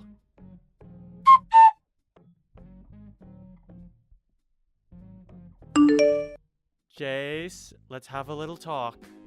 What do you want? I'm really busy right now. You, right now, you're with Mom at the new apartment, right? Yeah, that's right. Is that really what you want for yourself? What are you trying to get at here, Dad? For a long time now, you've never been the one to speak for yourself, right? I'm trying to see if you're just being forced to do as your mom has told you right now. What? Well, I mean, you've always loved your grandma, and you should want to live with her, right? She has really been looking forward to you moving in with her. So what do you think? Alright? Go ahead and tell me how you really feel right now, Jace. I won't bite back. You can tell me everything, and your dad will be all ears. Are you sure you want to hear everything? Of course I'm sure. Well then, here I go with the truth. I would like to live in this new apartment with Mom, and only Mom. Jace, you really don't have to worry about what Mom is making you say and think. I don't have to worry? I haven't been worrying about that though, Dad. Actually, I'm so happy to finally be living in a house away from you. What's happened to you, Jace? You were never the kind of kid who would say something like that to his dad. And what exactly do you know about the real me? That's right. You don't know a single thing about the person I am. I sure do know things about you. And when I chose to have us all move back in with your grandparents, I did so thinking of you. Really? So it was for me then, was it? Of course it was. To me, you are the most important part of this family. Then, do you remember what happened to me the last time I went to that house and stayed with Grandpa and Grandma? What are you talking about? You don't remember. I had to be taken away from there in an ambulance and spent some time in the hospital. Now that you mention it, I do remember something like that. No, you don't. You don't remember a thing about what happened to me. But I'm sure the only reason you had to go to the hospital from their house is because you became sick, right? Nope.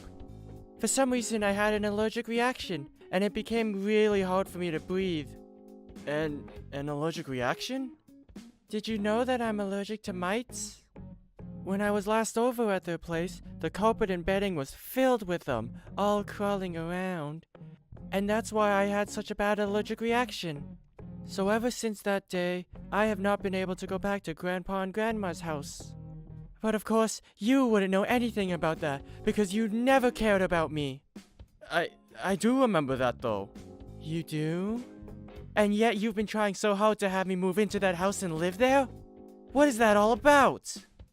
Are you trying to show me how much you hate me or something? No, not at all. You have that totally wrong, Jace. I've had enough of this, Dad. I have things I need to take care of now. Don't bother ever trying to talk to me again, okay?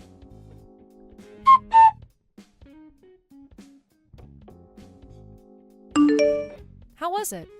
Were you able to get him to listen to what you were trying to say? Who cares about that kid? It's all because of you and your rude character that brat has turned into a real pain in the butt. Hey, don't you dare talk about my son that way. That kid is a very kind and affectionate young man who I happen to love very much. What about him is kind? That stupid brat. All right then. I can see there is no getting anywhere with you anymore, Dominic. Do you really plan for just the two of you to live over there in that new apartment from now on? Yes, that's the plan. Well, I'm not going to help you pay for anything then. And when you come back crying to me later, I'm not going to give you crap. I will never come crying to you about anything. Well then, what are you going to do?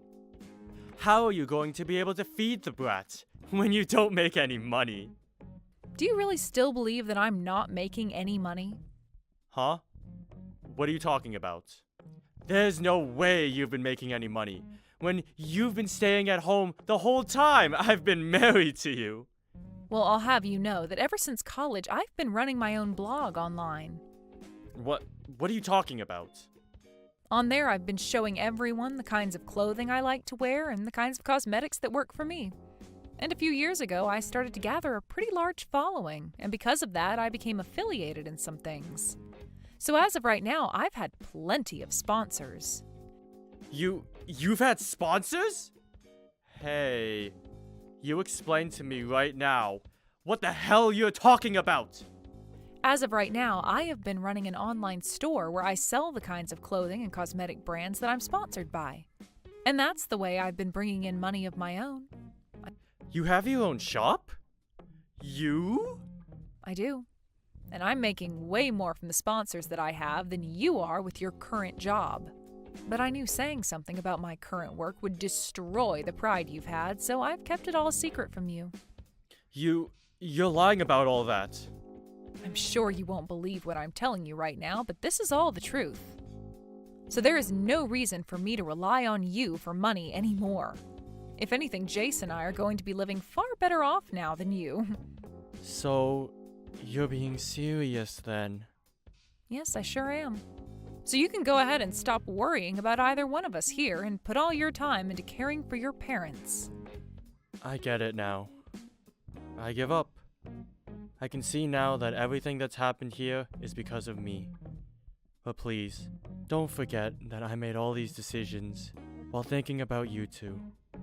How the hell does changing work locations and moving out of the house without ever talking to us about it make me believe you were thinking of us? At the very least, I was thinking about Jace when I made these choices. Even after what had happened to him while he stayed at your parents' house before?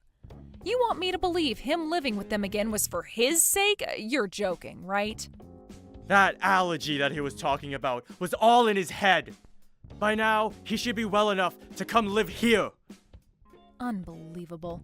You think that his allergy is all in his head? Shut the hell up, Dominic. The only reason you're even able to say something as cruel as that about him is because you've never understood just how little you've cared about your own dang son. No, I do care about him. No, you don't.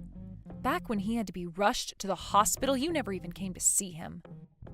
You told me it was a pain to have to leave work to go see your own son as he was suffering an allergic reaction. I only said that because I thought you were just going to throw a fit or something at the hospital. Bullcrap. I had every reason to be worked up over our son because he could have died that day. And anyway, I'm not going to allow my family to live in two separate houses. Then what are you going to do? I'm going to bring my parents and I to that apartment to live with you guys. Then there shouldn't be any problems, right? No way. I am not okay having 5 people living in this apartment. Then let's move to a place where all 5 of us can live there. We are all family, right? And as a family, we have to stick together at all times. And I believe the exact same thing when it comes to family. Perfect! Then can you please tell me the address of your apartment? No thanks. Why the hell not? Because you aren't family to me. I have no reason to be telling a stranger where my son and I are living. Huh? What are you going on about now, Bailey? Did you just say I'm a stranger to you? I'm sure if I don't tell you straight, you'll never be able to understand what I mean. I'm going to divorce you. I'll make sure to have all the papers and everything sent to your parents' house later. I'd like you to take those documents and go to the courthouse to hand them in once you've filled them out. Whoa, wait a minute, please. What the hell is this about? A divorce?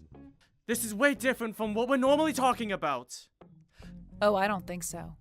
You continue to do things only for yourself, and that's gone and killed any of the love I had left for you. And that's why I want a divorce now. None of this is any different from what's been going on already. Just calm down, alright? Jace is still in high school, Bailey. Do you have any idea how he might feel when he finds out his mom wants a divorce? I'm sorry, but Jace has already agreed with me divorcing you. Liar! There's no way he'd be alright with something like that. Unfortunately for you, though, he told me straight to my face that he's happy that I want to leave you. Well, once you've calmed down a bit, perhaps you can go ask him about that yourself. I'm sure he's going to tell you the exact same thing I'm saying now. No way. Also, I'm going to be getting a settlement from you in the divorce. A settlement? What makes you think you can do that when you're the only one wanting this divorce in the first place? I am never going to let you get any money from me. It's not about you letting me get any or not. It's about what the court is going to say. Do you have any idea about any of the things you've done to me while we've been married? You have shown more than once that you feel as though you have all the power in the family and that you can abuse it to get whatever you want from me. That is more than enough to allow me to get a settlement from you. I haven't been trying to harass you or anything, though. Then go and take a look at all the texts you've sent me before. I think after taking a read through everything, you'll have a better idea of what you've been trying to do to me. Then I won't have to explain anything to you about it, right? But there's no way. Now I'm going to get myself a lawyer to talk to, and after today, you can talk with them if you have anything else to say to me. I don't want you to ever contact me directly again. Hey, wait! Can you at least listen to one last thing from me? No, thank you. If you have anything else to say to me, then talk with my lawyer about it.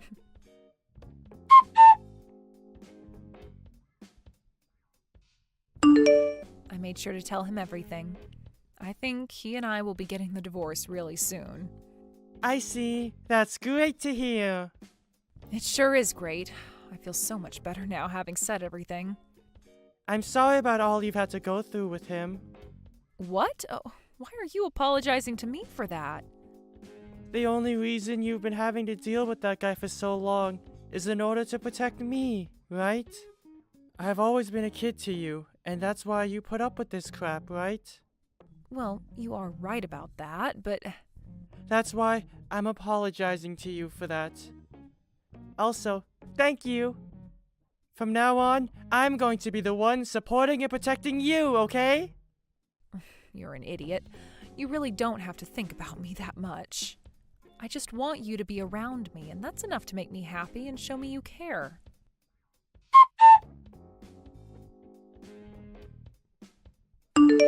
In the end, I was able to get the divorce from Dominic with no issues. And after everything was over between us, he started to have some real troubles with his money. Had he just had to pay for the settlement and the last few years of child support, he would have been just fine. But that didn't seem to be all that he had to deal with. Right after the divorce, his dad ended up having a stroke and passed out in their house. After that, he was left paralyzed on his whole left side and required a lot of Dominic's time to be taken care of. Dominic was left having to pay for both his dad to be treated for the stroke and the care he'd need to receive afterwards. With everything put together, he really had no room to pay for himself or anything else in his life, requiring him to take out some loans. In order to try making more money again, he asked his higher-ups to let him move back to the main office, but this time they weren't so kind towards his request.